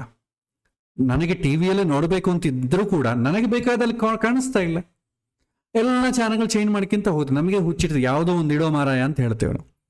ಹಾಗೆ ಮನಸ್ಸು ಸ್ಥಿರವಾಗಿರಬೇಕು. ನನಗೆ ಕಮಿಟ್ಮೆಂಟ್ ಇದೆ ಕರೆಕ್ಟೇ, ಬಟ್ ಮನಸ್ಸು ಸ್ಥಿರವಾಗಿರೋದು ಏನು ಮಾಡಿದ್ರೆ ಯಾವಾಗೂ ಆಗೋದಿಲ್ಲ. ಆವಾಗ ಕನ್ಫ್ಯೂಷನ್ ಜಾಸ್ತಿ ಆಗ್ತದೆ, ಏನು ಮಾಡಬೇಕಪ್ಪ ಅಂತ ಗೊತ್ತಾಗಲ್ಲ. ಸೊ ಚಂದ್ರನು ಶುದ್ಧವಾಗಿದ್ದರೆ ಮನಸ್ಸು ಸ್ಥಿರವಾಗಿದೆ ಅಂತ ತಿಳಿಬೇಕು. ಒಂದು ವೇಳೆ ಅಷ್ಟಮ, ದ್ವಾದಶ ಈ ಥರ ಸಂಬಂಧ ಬಂದಿದ್ದರೆ ಅಥವಾ ಪಾಪ ದೃಷ್ಟಿ ಇದ್ದರೆ ಆತನ ಗೊಂದಲದಲ್ಲಿದ್ದಾನೆ ಅಂತ ಅರ್ಥ ಮಾಡಿಕೊಳ್ಬೇಕು. ಲಗ್ನ ಮತ್ತು ಚಂದ್ರ ಪರಸ್ಪರ ಸ್ನೇಹ ಭಾವದಲ್ಲಿದ್ದರೆ ಶ್ರೇಷ್ಠವಾಗಿದೆ ಅಂತ ಅರ್ಥ ತಿಳ್ಕೋಬೇಕು. ನಾನು ನನ್ನ ಮನಸ್ಸು ಎರಡೂ ಗಟ್ಟಿ ಇದೆ, ನಾನು ನನ್ನ ಮನಸ್ಸು ಎರಡೂ ಸರಿ ಇದ್ರೆ ಆಗದಂಥ ಖುಷಿ ಏನು, ಎಲ್ಲ ಸಮಸ್ಯೆಗಳಿಗೂ ನಮ್ಗೆ ಉತ್ತರ ಸಿಗತ್ತೆ, ಮಾರ್ಗ ಸಿಗತ್ತೆ. ಲಗ್ನ ಚಂದ್ರ ಚೆನ್ನಾಗಿದ್ದು ಯಾವುದಾದ್ರೂ ಒಂದು ಕೆಲಸ ನನ್ನ ಯಾವುದೋ ಒಂದು ಕಾರಣದಿಂದ ಆಗದಿದ್ದರೂ ಕೂಡ ಮನಸ್ಸಲ್ಲಿ ಟೆನ್ಷನ್ ಆಗೋದಿಲ್ಲ. ನಾವು ಅಂದುಕೊಂಡಿದ್ದೆಲ್ಲ ಪಡೆದ್ರೇನೆ ಸುಖ ಆಗತ್ತೆ ಅಂತ ಅಂದ್ಕೋಬೇಡಿ. ಒಂದೊಂದ್ಸಲ ಸಿಗದಿದ್ರು ಕೂಡ ನಮಗೆ ಸುಖವೇ ಆಗತ್ತೆ, ಅದು ಇನ್ನೊಂದು ರೀತಿಯಲ್ಲಿ. ನಾವು ನೋಡಿದ್ವಲ್ಲ, ಎಷ್ಟೋ ರೀತಿ ನಾವು ಎಲ್ಲೋ ಒಂದು ಕಡೆ ಹೋಗಬೇಕು ಅಂತ ಅಂದ್ಕೊಂಡಿರ್ತೇವೆ, ಯಾವುದೋ ಕಾರಣದಿಂದ ಹೋಗ್ಲಿಕ್ಕಾಗಿಲ್ಲ. ಬಟ್ ಹೋಗ್ಲಿಕ್ಕೆ ಆಗ್ಲಿದ್ದೇನೆ ಒಳ್ಳೇದಾಯ್ತು, ಅಲ್ಲಿನೋ ಅನಾಹುತ ಆಗಿರೋದ್ರಿಂದ ಹಬ್ಬ ಒಳ್ಳೇದಾಯ್ತು, ನಾವು ಹೋಗಲಿದ್ದೇ ಒಳ್ಳೇದಾಯ್ತು. ಮನಸ್ಸು ಸಹಕಾರ ಆಗತ್ತೆ ಒಂದೊಂದ್ಸಲ. ಹಾಗೆ ಮನಸ್ಸು ನಾನು ಎರಡೂ ಕೂಡ ಬಲಿಷ್ಠವಾಗಿರಬೇಕು. ಅದಕ್ಕೆ ಲಗ್ನ ಮತ್ತು ಚಂದ್ರ ಪರಸ್ಪರ ಸ್ನೇಹ ಭಾವದಲ್ಲಿರಬೇಕು, ಶುಭವಾಗಿರಬೇಕು ಅಂತ ಹೇಳ್ತಾರೆ. ಇದನ್ನು ನಾವು ಆ ಪ್ರಶ್ನೆ ಸಮಯದಲ್ಲಿ ಹಾಕಿದಂಥ ಚಕ್ರದಲ್ಲಿ ಪರಿಶೀಲನೆ ಮಾಡಬೇಕು. ಹೇಗೆ ಪರಿಶೀಲನೆ ಮಾಡಬೇಕು ಅನ್ನೋದು ಪ್ರಾಕ್ಟಿಕಲಿ ನೋಡೋಣ. 4ನೇ ಹಂತದಲ್ಲಿ ಏನು ಮಾಡ್ತೇವೆ, ಸರ್ ಪ್ರಶ್ನೆ ಲಗ್ನ ಇದೆಲ್ಲ ಚೆನ್ನಾಗಿದೆ, ಅವನ ಉದ್ದೇಶ ಕರೆಕ್ಟ್ ಆಗಿದೆ, ಆಗುತ್ತಾ ಇಲ್ಲ, ಅವನ ಮನಸ್ಸಿಗಿದೆ ಚೆನ್ನಾಗಿದೆ, ಇಷ್ಟಕ್ಕೂ ಯಾವುದು ಕೇಳ್ತಿದ್ದಾನೆ, ಯಾವ ಪ್ರಶ್ನೆ ಕೇಳ್ತಿದ್ದಾನೆ ಅಂತ ಮುಖ್ಯ. ಅವನ ಮನಸ್ಸು ಅವನು ಕಮಿಟ್ಮೆಂಟ್ ಚೆನ್ನಾಗಿದೆಯೋ ಇಲ್ವೋ, ಮನಸ್ಸು ಸಾಕಾರ ಆಗತ್ತೆಯೋ ಇಲ್ವೋ ಅಂತಂಬೋದು ಗೊತ್ತಾದ ಮೇಲೆ ಏನು ಪ್ರಶ್ನೆ ಕೇಳ್ತಾ ಇದ್ದಾನೆ. ವಿಚಾರಸ್ಯ ಭಾವೋಸ್ತಿ ಸದಾ ತತ್ ಸಂಬಂಧಿನಃ ಸ್ಥಿತಿಂ ದೃಷ್ಟ ಫಲಂ ವಕ್ತವ್ಯಂ ಯಥೋಕ್ತಂ ಮುನೀಶ್ವರೈಹಿ ಅಂತ ಕೇಳ್ತಾರೆ. ಸೊ ಪ್ರಶ್ನೆ ಯಾವ ವಿಷಯಕ್ಕೆ ಸಂಬಂಧಪಟ್ಟಿದೆಯೋ ಆ ಭಾವವನ್ನು ನೋಡಬೇಕು. ವಿವಾಹ ಆದರೆ ಸಪ್ತಮ ಸ್ಥಾನ, ಉದ್ಯೋಗ ಆದರೆ ದಶಮ ಸ್ಥಾನ, ಮಕ್ಕಳ ವಿಚಾರ ಆದರೆ ಪಂಚಮ ಸ್ಥಾನ, ರೋಗ ಆದರೆ ಷಷ್ಠ ಸ್ಥಾನ, ಶತ್ರುಗಳಾದರೆ ಅಷ್ಟಮ ಸ್ಥಾನ, ವಿದೇಶಿಯಾನ ಆದರೆ ಅಥವಾ ದೂರ ಪ್ರಯಾಣಗಳಾದರೆ ನವಮ ಸ್ಥಾನ, ಹತ್ತಿರ ಪ್ರಯಾಣಗಳಾದರೆ ತೃತೀಯ ಸ್ಥಾನ, ಕುಟುಂಬದ ಬಗ್ಗೆ ಆದರೆ ಹಣದ ಬಗ್ಗೆ ಆದರೆ ದ್ವಿತೀಯ ಸ್ಥಾನ. ಈ ರೀತಿ ಲಗ್ನ ಅಂತಂದ್ರೆ ನಾನು, ಚಂದ್ರ ಅಂದ್ರೆ ಮನಸ್ಸು, ಇಷ್ಟೇ. ಆ ಎರಡೂ ನೋಡಿದ್ರೆ ಸಂಕಲ್ಪ, ಅವನ ಪ್ರಶ್ನೆ ಕೇಳುವವನ ಮನಸ್ಸು, ಪ್ರಶ್ನೆ ಕೇಳುವವನ ಆತ್ಮಸ್ಥೈರ್ಯ ಹೇಗಿದೆ ಅಂತ ಗೊತ್ತಾಗುತ್ತೆ. ಆ ನಂತರ ಅವನು ಏನು ಪ್ರಶ್ನೆ ಕೇಳ್ತಾನೋ ಅದಕ್ಕೆ ಸಂಬಂಧಪಟ್ಟ ಭಾವವನ್ನು ನೋಡಬೇಕು. ಇದು ಮುಖ್ಯವಾದ ವಿಚಾರ. ಮದುವೆ ಪ್ರಶ್ನೆ ಅಂತ ಕೇಳಿ ಅವನಿಗೆ ಡೈರೆಕ್ಟಾಗಿ ಯಾವುದೇ ಪ್ರಶ್ನೆ ಕೇಳ್ತಾನೆ, ಅದು ಯಾವ ಭಾವಕ್ಕೆ ಬರುತ್ತೆ ಅಂತ ನೀವು ನಿರ್ಧಾರ ಮಾಡಬೇಕು. ಜಾತಕದಲ್ಲಿ ಇದೆಲ್ಲ ನಾವು ನೋಡಿದ್ದೇವೆ, ಯಾವ ಪ್ರಶ್ನೆಗೆ ಯಾವ ಭಾವ ಅಂತೇಳಿ. ಇದು ಗೊತ್ತಾದ ಮೇಲೆ 5ನೇದು ಶುಭ ಪಾಪ ದೃಷ್ಟಿಗಳು ಮತ್ತು ಯೋಗಗಳು ನೋಡ್ತೇವೆ. 5ನೇ ಹಂತದಲ್ಲಿ ಶುಭಗ್ರಹೈ ಸ್ವಭಾವಸ್ಥೈ ಶುದ್ಧ ಲಗ್ನೆ ಸುಭಾವಿತೆ ಫಲಂ ಶೃಣು ಯಥಾತತ್ವಂ ವಿಘ್ನಂ ಪಾಪೈ ಸಮಾಶ್ರಿತೆ. ಲಗ್ನ, ಚಂದ್ರ, ಪ್ರಶ್ನೆ ಭಾವದ ಮೇಲೆ ಶುಭ ದೃಷ್ಟಿ ಹೆಚ್ಚು ಇದ್ದರೆ ಲಗ್ನ ಚೆನ್ನಾಗಿರಬೇಕು, ಚಂದ್ರ ಚೆನ್ನಾಗಿರಬೇಕು. ಹಾಗಿದ್ರೆ ಅವನ ಉದ್ದೇಶ ಕರೆಕ್ಟ್ ಆಗಿದೆ, ಅವನು ಸಂಕಲ್ಪ ಒಳ್ಳೆ ಏನಾದರೂ ಕೂಡ ಮಾಡಬೇಕು ಅಂತಂಬ ಒಳ್ಳೆ ಉದ್ದೇಶದಿಂದ ಇದೆ. ನಂತರ ಪ್ರಶ್ನೆ ಭಾವ ಕೇಳಿದರೆ ಆ ಪ್ರಶ್ನೆ ಭಾವ ಯಾವುದಾಗತ್ತೋ ಅದರಲ್ಲಿ ಶುಭಗ್ರಹಗಳಿರೋದು, ಶುಭಗ್ರಹಗಳು ನೋಡೋದು, ಅಧಿಪತಿ ಬಲವಾಗಿದ್ದರೆ, ಒಂದು ವೇಳೆ ಲಗ್ನ ಚಂದ್ರಕ್ಕೂ ಅವನು ಕೇಳುವಂಥ ಪ್ರಶ್ನೆಗೂ ಸಂಬಂಧ ಇದ್ದರೆ ಅವನ ಸಂಕಲ್ಪ ಈಡೇರುವ ಸಾಧ್ಯತೆ ಇದೆ ಅಂತ ತಿಳ್ಕೊಳ್ಬೇಕು. ಪ್ರಶ್ನೆ ಕೇಳುವಂಥ ಭಾವಕ್ಕೂ ಲಗ್ನ ಚಂದ್ರಗೂ ಸಂಬಂಧ ಇದ್ದರೆ ಅವನು ಅಂದುಕೊಂಡಿದ್ದು ಆಗುತ್ತೆ, ಸಂಕಲ್ಪ ಈಡೇರುತ್ತೆ ಅಂತ ನಾವು ಹೇಳ್ತೇವೆ. ಇನ್ ಕೇಸ್ ಪಾಪಗ್ರಹಗಳ ಸಂಬಂಧ ಇದ್ರೂ ಕೂಡ ಸ್ವಲ್ಪ ಕಷ್ಟದಿಂದ ಆದರೂ ಕೂಡ ಆಗ್ತದೆ ಅಂತ ಹೇಳ್ತೇವೆ. ಅದೇ ಪಾಪಗ್ರಹಗಳ ದೃಷ್ಟಿ ತುಂಬ ಜಾಸ್ತಿ ಇತ್ತು ಅನ್ಕೊಳ್ಳಿ, ವಿಘ್ನಗಳು ಅಥವಾ ವಿಳಂಬ ಆಗುತ್ತೆ, ಬಟ್ ತುಂಬ ಲೇಟ್ ಆಗ್ತದೆ. ಲಗ್ನದಲ್ಲಿ ಶುಕ್ರ ಮತ್ತು ಗುರು ದೃಷ್ಟಿ ಇದ್ದರೆ ಯಶಸ್ಸು ಸಾಧ್ಯ ಆಗುತ್ತೆ, ಕೇತು ರಾಹು ದೃಷ್ಟಿ ಇದ್ದರೆ ವಿಘ್ನಗಳು ಹೆಚ್ಚಾಗ್ತೆ ಅಂತ ನಾವು ತಿಳ್ಕೊಳ್ಬೇಕು. ಸೊ ದೈವ ಸಮ್ಮತವಾದರೆ ತನ್ನ ಶಕ್ತಿ ಶುಭ ದೃಷ್ಟಿಗಳ ಮೂಲಕ ತೋರಿಸ್ತಾನೆ ಭಗವಂತ. ಪಾಪ ದೃಷ್ಟಿಗಳಿಂದ ಪ್ರಯತ್ನ ವಿಫಲ ಆಗತ್ತೆ ಅಂತಂಬ ಸಂಕೇತವನ್ನು ನಮಗೆ ಕೊಡ್ತಾನೆ. ಹಾಗಾಗಿ ಅದಕ್ಕೆ ತಕ್ಕಂತೆ ನಮ್ಮ ಮನಸ್ಸನ್ನು ಪ್ರಿಪೇರ್ ಮಾಡಿಕೊಳ್ಬೇಕು. ಎಲ್ಲವೂ ನಾವು ಅಂದುಕೊಂಡಿದ್ದೆಲ್ಲ ಆಗಬೇಕು ಅಂತ ನಿರೀಕ್ಷಣೆ ಮಾಡೋದು ಒಂದೇ ಅಲ್ಲ, ನಾವು ಅಂದುಕೊಂಡಿದ್ದು ಆಗದೇ ಇದ್ರೂ ಕೂಡ ನಾವು ದೃಢವಾಗಿರುವಂಥ ಮನಸ್ಸನ್ನು ಬೆಳೆಸಿಕೊಳ್ಬೇಕು. ಎಲ್ಲವೂ ಆಗೋದಿಲ್ಲ. ನಾವು ಎಲ್ಲವೂ ಆಗೋಂಗಿದ್ರೆ ದೇವತಾ ಶರೀರವನ್ನು ಪಡಿತಿದ್ವಿ, ಮನುಷ್ಯ ಶರೀರ ಯಾಕೆ ಪಡಿತಿದ್ವಿ? ಮನುಷ್ಯ ಶರೀರ ಅಂತಂದ್ರೆ ಪುಣ್ಯ ಪಾಪ ಎರಡೂ ಇರಬೇಕು. ಪಾಪ ಅಂತಂದ್ರೆ ಕಷ್ಟ ಕೂಡ ಇರುತ್ತಲ್ವಾ, ನಾವು ಅಂದುಕೊಂಡಿದ್ದು ಕೆಲವೊಮ್ಮೆ ಆಗೋದಿಲ್ಲ. ಆಗದೇ ಇದ್ರೂ ಕೂಡ ತಲೆ ಕೆಡಿಸಿಕೊಳ್ಳದೇ ಇರಬೇಕಾಗತ್ತೆ. ಆ ಥರ ಜ್ಯೋತಿಷ್ಯ ಪ್ರಿಪೇರ್ ಮಾಡಿ ಕಳಿಸ್ಬೇಕು. ಜ್ಯೋತಿಷ್ಯನ ಹತ್ರ ಹೋದರೆ 100% ಸಕ್ಸಸ್ ಅಂತ ಅಂದ್ಕೊಳ್ಬೇಡಿ. ಕೆಲವೊಮ್ಮೆ ನಮಗೆ ಅನುಕೂಲ ಆಗದಿದ್ರೂ ಕೂಡ ಜ್ಯೋತಿಷ್ಯ ಹೇಳ್ತಾನೆ, ಅದಕ್ಕೆ ತಕ್ಕಂತೆ ನಾವು ಮೈಂಡ್ ಪ್ರಿಪೇರ್ ಮಾಡಿಕೊಳ್ತೇವೆ. ಇನ್ನು 6ನೇ ಹಂತದಲ್ಲಿ ನಾವೇನು ಮಾಡ್ತೇವೆ? ಸೊ ಪ್ರಶ್ನಾರ್ಥಿಯ ಉದ್ದೇಶವನ್ನು ಗುರುತಿಸ್ಬೇಕು. ಯಾರ ಪ್ರಶ್ನೆ ಕೇಳ್ತಾನೆ ಅವನ ಉದ್ದೇಶ ಏನಿದೆ? ಲಗ್ನ ದೋಷೆ ಚಂದ್ರ ದೋಷೆ ಬಲಹೀನೇ ಮಹಾತ್ಪತೆ ಪ್ರಶ್ನಾರ್ಥಿ ದುಷ್ಟ ಮನಸಃ ತದಾ ಮೌನಂ ಸಮಾಚರೇತ್ ಅಂತ ಹೇಳ್ತಾರೆ. ಸೊ ಲಗ್ನ ಚಂದ್ರ ದುರ್ಬಲವಾಗಿದ್ದರೆ, ಮತ್ತೆ ಇದೇ ಹೇಳ್ತಾರೆ, ಹಿಂದೆ ಹೇಳಿದ್ದೆ, ಒಂದು ವೇಳೆ ಪ್ರಶ್ನೆ ಏನಾದರೂ ಕೇಳಲಿ, ಲಗ್ನ ಚಂದ್ರ ದುರ್ಬಲವಾಗಿದ್ದರೆ ಅಥವಾ ಪಾಪ ಸಂಬಂಧ ಹೆಚ್ಚಾಗಿದ್ದರೆ ಅವನ ಉದ್ದೇಶ ಅಶುದ್ಧವಾಗಿದೆ. ಹಾಗಾಗಿ ಮೌನವಾಗಿರಿ, ಉತ್ತರವನ್ನು ಕೊಡಬೇಡಿ. ಲಗ್ನ ಚಂದ್ರ ಬಲಶಾಲಿ ಮತ್ತು ಶುಭ ದೃಷ್ಟಿ ಇದ್ದರೆ ಉದ್ದೇಶ ಶುದ್ಧವಾಗಿದೆ. ಲಗ್ನದಲ್ಲಿ ರಾಹು ಮತ್ತು ಚಂದ್ರ ಅಷ್ಟಮದಲ್ಲಿದ್ದರೆ ಪ್ರಶ್ನಾರ್ಥಿ ಅವನು ಲಘು ಉದ್ದೇಶದಿಂದ ಕೇಳ್ತಾ ಇದ್ದಾನೆ, ಮೌನವಾಗಿರೋದು ತುಂಬ ಕ್ಷೇಮ. ಶುದ್ಧ ಉದ್ದೇಶ ಇಲ್ಲದೆ ಬಂದವನು ಕೇಳಿದರೆ ಜ್ಯೋತಿಷ್ಯ ಮೌನವಾಗಿರಬೇಕು, ಉತ್ತರ ಕೊಡುವುದಿಲ್ಲ. ಆ ರೀತಿ ಅದನ್ನು ಬೇಕಾದ್ರೆ ಸ್ಮೂತಾಗಿ ಸಾಫ್ಟಾಗಿ ಹೇಳುವುದು ಉತ್ತಮ. ಕೊನೆಯದಾಗಿ ಉತ್ತರ, ನಿರ್ಣಯ ಮತ್ತು ಧಾರ್ಮಿಕ. ಯದ್ ಭಗವಾನ್ ದಿಶತಿ ತತ್ಸ್ಮೃತಂ ಜ್ಯೋತಿಷಾಂಪತೆ ಧರ್ಮ ಮಾರ್ಗಂ ಸಮಾಲಂಬ್ಯ ಶುದ್ಧವಾಕ್ಯಂ ನತಕ್ಷಯಂ ಅಂತ ಹೇಳ್ತಾರೆ. ಸೊ ಎಲ್ಲ ಪರಿಶೀಲನೆಗಳು ಮಾಡ್ತೇವೆ. ಲಗ್ನ ಪರಿಶೀಲನೆ ಮಾಡಿದ್ದೇವೆ, ಚಂದ್ರ ಪರಿಶೀಲನೆ ಮಾಡಿದ್ದೇವೆ, ಅವನು ಏನು ಪ್ರಶ್ನೆ ಕೇಳ್ತಾನೆ ಆ ಭಾವವನ್ನು ಪರಿಶೀಲನೆಯೂ ಮಾಡಿದ್ದೇವೆ. ಇದೆಲ್ಲ ಮಾಡಿದ ಮೇಲೆ ಧರ್ಮಸಮ್ಮತವಾದ ವಿಶ್ವಾಸ ತುಂಬುವಂಥ ಉತ್ತರವನ್ನು ನೀಡಬೇಕು. ಇದೆಲ್ಲ ನಿಮಗೆ ಸೈಕಾಲಜಿಲಿ ಗೊತ್ತಾಗುತ್ತೆ. ಸೈಕಾಲಜಿ ರಿಲೆವೆಂಟ್ ಅಸ್ಟ್ರಾಲಜಿಯಲ್ಲಿ ನಾವು ಹೇಳೋದೇ ಶನಿವಾರ ಬೆಳಗಿನ ಪಾಠದಲ್ಲಿ ಧರ್ಮ ಯಾವುದು ಅಂತ ನಮಗೆ ತಿಳಿಬೇಕು. ಎಲ್ಲದಕ್ಕೂ ಉತ್ತರ ಕೊಡ್ತಾ ಹೋದರೆ ಏನಾಗುತ್ತೆ ಅಂದರೆ ಜ್ಯೋತಿಷ್ಯ ಪಾಪ ಕಟ್ಕೊಳ್ತಾ ಹೋಗ್ತಾರೆ. ಧರ್ಮಸಮ್ಮತವಾಗಿರ್ಬೇಕು. ಧರ್ಮ ಅಂತಂದರೆ ಮತ್ತು ಅದೇನೋ ದೊಡ್ಡ ವರ್ಡ್ ಅಂದ್ಕೋಬೇಡಿ. ಧರ್ಮ ಅಂತಂದರೆ ಯಾವ ಕೆಲಸ ಮಾಡೋದ್ರಿಂದ ನಮ್ಮ ಮನಸ್ಸು ಭಗವಂತನ ಕಡೆ ತಿರುಗುತ್ತೋ ಆ ವಿಷಯಗಳೆಲ್ಲವೂ ಧರ್ಮವೇ. ಯಾವ ಕೆಲಸ ಮಾಡೋದ್ರಿಂದ ನಮ್ಮ ಮನಸ್ಸು ಭಗವಂತನಿಂದ ದೂರ ಹೋಗುತ್ತೋ ಅದೆಲ್ಲ ಧರ್ಮವೇ.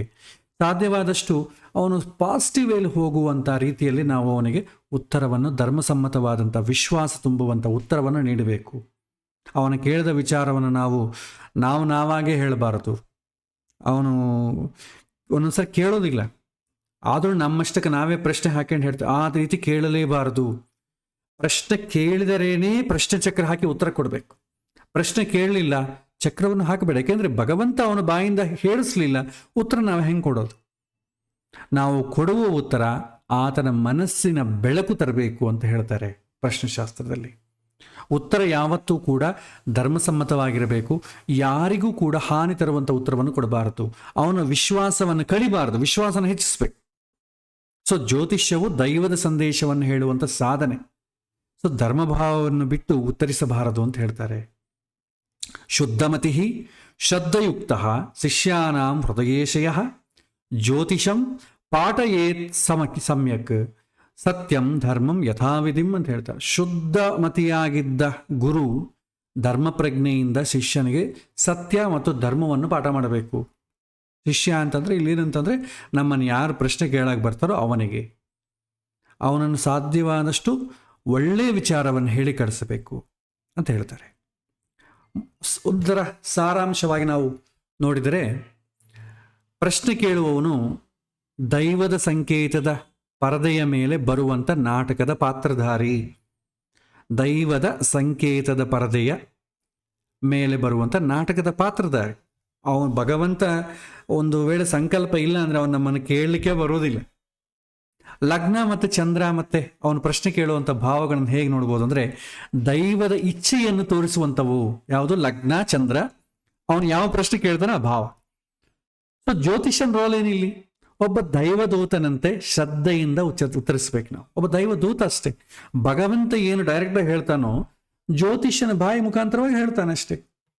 ಜ್ಯೋತಿಷ್ಯನ ಕಾಂಟ್ರಿಬ್ಯೂಷನ್ ಜಾಸ್ತಿ ಏನಿಲ್ಲ, ಭಗವಂತನೇ ಹೇಳಿಸ್ತಾನೆ. ಸಾರಾಂಶದ ಕ್ರಮ ಹೀಗೆ ನೋಡಿ. ಹೇಗೆ ನಾವು ಮಾಡಬೇಕು ಅಂದರೆ, ಮೊದಲು ಲಗ್ನದ ಗುರುತು ಮತ್ತು ಪಂಚಾಂಗ ಪ್ರಶ್ನೆ ಕೇಳಿದರೆ ಮತ್ತೆ ಲಗ್ನ ಚಕ್ರ ಹಾಕ್ಕೊಳ್ಳಿ. ಪಂಚಾಂಗದಲ್ಲಿ ತಿಥಿ, ವಾರ, ನಕ್ಷತ್ರ ನೋಡ್ಕೊಳ್ಳಿ. ಲಗ್ನಾಧಿಪತಿಯನ್ನು ಪರಿಶೀಲನೆ ಮಾಡಿ, ಚಂದ್ರನ ಸ್ಥಿತಿ ಹೇಗಿದೆ, ಅವನು ಯಾವ ಪ್ರಶ್ನೆ ಕೇಳ್ತಾ ಇದ್ದಾನೆ ಅದನ್ನು ಪರಿಶೀಲನೆ ಮಾಡಿ, ದೃಷ್ಟಿ ಯೋಗಗಳನ್ನು ಪರಿಶೀಲನೆ ಮಾಡಿ, ಅವನ ಉದ್ದೇಶವನ್ನು ಗುರುತಿಸಿ ಅದು ಒಳ್ಳೆಯ ಉದ್ದೇಶವೋ ಅದಕ್ಕೆ ಮತ್ತೆ ಲಗ್ನವನ್ನು ನಾವು ನೋಡ್ತೇವೆ, ಚಂದ್ರವನ್ನು ನೋಡ್ತೇವೆ. ಕೊನೆಯದಾಗಿ ಉತ್ತರವನ್ನು ಸಮಂಜಸವಾಗಿ, ಯಾಕೆಂದರೆ ಭಗವಂತ ಅವನಿಗೆ ತಿಳಿಸ್ತಾ ಇರೋದ್ರಿಂದ ನಮ್ಮಿಷ್ಟ ಬಂದಂಗೆ ನಾವು ಹೇಳೋದಲ್ಲ. ಧಾರ್ಮಿಕವಾಗಿ ಹೇಳಿದರೆ ಅದು ಭಗವಂತನೂ ಇಷ್ಟಪಡ್ತಾನೆ. ನಾವು ಭಗವಂತನ ಇಷ್ಟಪಡೋದು ಅದೇನು ದೊಡ್ಡ ವಿಷಯ ಅಲ್ಲ. ನಮಗೆ ಯಾವುದು ಕೊಡ್ತಾನೋ ಭಗವಂತ ಅದನ್ನು ಇಷ್ಟಪಡ್ತೇವೆ. ನಮಗೆ ಕೇಳಿದ್ದನ್ನು ಕೊಳ್ಳಿಲ್ಲ ಅಂತಂದರೆ ಭಗವಂತನ ಬೈತೇವೆ. ಆದರೆ ದೇವರು ನಮ್ಮನ್ನು ಇಷ್ಟಪಡಬೇಕಲ್ವ? ಆಗ ಇಷ್ಟಪಟ್ಟರೆ ನಮಗೆಲ್ಲವನ್ನು ಕೊಡ್ತಾನೆ. ದೇವರು ನಮಗೆ ಇಷ್ಟಪಡಬೇಕಾದ್ರೆ ದೇವರಿಗೆ, ಧರ್ಮಕ್ಕೆ ನಾವು ಟ್ಯೂನ್ ಆಗಬೇಕಾಗತ್ತೆ. ಅದಕ್ಕೆ ಹಿಂದಿನ ಕಾಲದಲ್ಲಿ ಬ್ರಾಹ್ಮಣ ಮಾತ್ರವೇ ಜ್ಯೋತಿಷ್ಯ ಕಲ್ತ್ಕೊಂತಿದ್ದ. ಬ್ರಾಹ್ಮಣ ಅಂತಂದರೆ ಸರ್ಕಾರಿ ಲೆಕ್ಕದ ಪ್ರಕಾರ ಬ್ರಾಹ್ಮಣ ಅಂತ ಅಂದ್ಕೋಬೇಡಿ. ಯಾರಿಗೆ ಭಗವಂತನ ಬಗ್ಗೆ, ಶಾಸ್ತ್ರದ ಬಗ್ಗೆ, ಸಮಾಜದ ಬಗ್ಗೆ ಕಾಳಜಿ ಇದೆ ಅವನು ಬ್ರಾಹ್ಮಣ ಅಂತಾರೆ. ದ ಪರ್ಸನ್ ಹೂ ನೋಸ್ ಬ್ರಹ್ಮನ್. ಅಥವಾ ಬ್ರಹ್ಮ ಅಂದರೆ ದೊಡ್ಡದು, ಎಲ್ಲ ಸೃಷ್ಟಿ ಎಲ್ಲದಕ್ಕಿಂತ ದೊಡ್ಡದು ಯಾವುದೋ ಅದನ್ನು ತಿಳ್ಕೊಳ್ಳಿಕ್ಕೆ ಹೊರಟವನು ಬ್ರಾಹ್ಮಣ. ಅದಕ್ಕೆ ಜಾತಿ ಪ್ರಕಾರ ಬ್ರಾಹ್ಮಣ ಆಗಬೇಕಾಗೇ ಇಲ್ಲ. ವಾಲ್ಮೀಕಿ ಮುನಿ ಬ್ರಾಹ್ಮಣ ಅಲ್ಲ. ಎಷ್ಟೋ ತತ್ವಗಳನ್ನು ಕೊಟ್ಟವಂದ್ರೆ ಈ ಧರ್ಮವ್ಯಾದ ಬ್ರಾಹ್ಮಣನ ಅಲ್ಲ, ಕಡಿಮೆ ಜಾತಿ ಅವನು. ಸೊ ಹಾಗಾಗಿ ಭಗವಂತನ ಪ್ರಕಾರ ಬ್ರಾಹ್ಮಣ ಅಂದರೆ ತಿಳುವಳಿಕೆ ಇದ್ದವನು ಅಂತ ಅರ್ಥ. ತಿಳುವಳಿಕೆ ಯಾರಿಗಿದೆ ಅವರು ಜ್ಯೋತಿಷ್ಯವನ್ನು ಕಲಿಬೇಕು ಅಂತ ಅರ್ಥ. ಸೊ ಇದು ಮುಖ್ಯವಾಗಿ ನಾವು ತಿಳ್ಕೊಳ್ಬೇಕಾದ. ಇನ್ನು ಲಗ್ನದ ಮಹತ್ವ ಹೇಳ್ತಾರೆ, ಒಂದು 5 ನಿಮಿಷದ ಕಾಲ ಅದನ್ನು ಹೇಳುತ್ತೇನೆ. ಸೊ ಲಗ್ನದ ಮಹತ್ವ ನಾವು ನೋಡಿದ್ರೆ, ಲಗ್ನ ಅಂದರೆ ಏನು ನಮಗೆ ಗೊತ್ತಿದೆ. ಜ್ಯೋತಿಷದಲ್ಲಿ ನಾವು ನೋಡಿದ್ದೇವೆ, ಪ್ರಶ್ನೆ ಕೇಳುವ ಸಮಯದಲ್ಲಿ ಆಕಾಶದಲ್ಲಿ ಪೂರ್ವ ದಿಕ್ಕಿನಲ್ಲಿ ಉದಯಿಸುವಂಥ ರಾಶಿ ಯಾವುದಿದೆ ಅದು ಲಗ್ನ. ಆ ಲಗ್ನ ಏನು ಸೂಚನೆ ಮಾಡ್ತದೆ? ಪ್ರಶ್ನೆ ಕೇಳುವವನ ವ್ಯಕ್ತಿಯ ಆಂತರಿಕ ಸ್ಥಿತಿ, ನಾನು ಹೇಗಿದ್ದೇನೆ, ಆ ವ್ಯಕ್ತಿಯ ಉದ್ದೇಶ ಶುದ್ಧ ಇದೆಯಾ ಅಥವಾ ಹಾಸ್ಯ ಪರೀಕ್ಷೆ ಉದ್ದೇಶ ಇದೆಯಾ, ಇದು ಗೊತ್ತಾಗತ್ತೆ. ಮತ್ತೆ ಲಗ್ನ ಮತ್ತು ಪ್ರಶ್ನಾರ್ಥಿಯ ಸ್ಥಿತಿ, ಲಗ್ನ ಯಾವ ರಾಶಿ ಆಗುತ್ತೋ ಅದರಿಂದ ಆ ವ್ಯಕ್ತಿಯ ಮನಸ್ಥಿತಿ ತಿಳಿಯುತ್ತೆ. ನಮಗೆ ಅಗ್ನಿತತ್ವವಾದ ರಾಶಿ ಭೂತತ್ವ, ವಾಯುತತ್ವ, ಜಲತತ್ವ ಇದಲ್ವ. ಅಗ್ನಿತತ್ವವಾದ ರಾಶಿ ಆದರೆ ಉತ್ಸಾಹದಿಂದ ಶಕ್ತಿಯಿಂದ ಕೇಳ್ತಾ ಇದ್ದಾನೆ, ಕೆಲವೊಮ್ಮೆ ಆತರದಲ್ಲಿ ಕೂಡ ಕೇಳ್ತಾನೆ, ಮೈಂಡ್ ಯಾವಾಗ ವ್ಯವರಿಂಗ ಇರುತ್ತೆ. ಭೂತತ್ವ ಆದರೆ ಪೇಷನ್ಸ್ ಜಾಸ್ತಿ, ಭೂಮಿಗೆ ಶಾಂತವಾಗಿ ವ್ಯಾವಹಾರಿಕವಾಗಿ ಸ್ಥಿರವಾಗಿ ಕೇಳ್ತಾ ಇದ್ದಾನೆ. ವಾಯುತತ್ವವಾದರೆ ಚಂಚಲ, ಯೋಚನೆಗಳಲ್ಲಿ ಅಶಾಂತವಾಗಿ ಅಥವಾ ಕುತೂಹಲದಿಂದ ಕೇಳ್ತಾ ಇದ್ದಾನೆ. ಜಲತತ್ವವಾದರೆ ಎಮೋಷನಲ್, ಭಾವೋದ್ರಿಕದಿಂದ ಭಯ ಅಥವಾ ಭಕ್ತಿಯಿಂದ ಕೇಳ್ತಾ ಇದ್ದಾನೆ. ಇದು ಲಗ್ನದಿಂದ ನಾವು ತಿಳ್ಕೊಳ್ಬೋದು. ಮೂರನೇದು ಲಗ್ನ ಮತ್ತು ಉದ್ದೇಶ. ಸೊ ಒಬ್ಬ ವ್ಯಕ್ತಿಯ ಉದ್ದೇಶವನ್ನು ಅರ್ಥ ಮಾಡಿಕೊಳ್ಳೋದಕ್ಕೆ ಲಗ್ನ ಮತ್ತು ಲಗ್ನಾಧಿಪತಿ ಬಲವಾಗಿರಬೇಕು. ಹಾಗೆ ಇದ್ದರೆ ಶುದ್ಧ ಒಳ್ಳೆ ಉದ್ದೇಶ, ಗಂಭೀರತೆ ಇದೆ. ಒಂದು ವೇಳೆ ಲಗ್ನ ದುಷ್ಟಭಾವದಲ್ಲಿ ಅಥವಾ ಪಾಪ ಗ್ರಹಗಳ ಆಶ್ರಯದಲ್ಲಿದ್ದರೆ ದುರುದ್ದೇಶ ಅಥವಾ ಗಂಭೀರತೆ ಇಲ್ಲದೆ ಇರುವಂಥ ಪ್ರಶ್ನೆ ಅಂತ ತಿಳ್ಕೊಳ್ಬೇಕು. ಲಗ್ನದಲ್ಲಿ ಶುಭ ಗ್ರಹಗಳಿದ್ದರೆ ಒಳ್ಳೆ ಮನಸ್ಸಿಂದ ಪ್ರಶ್ನೆ ಕೇಳ್ತಾ ಇದ್ದಾನೆ.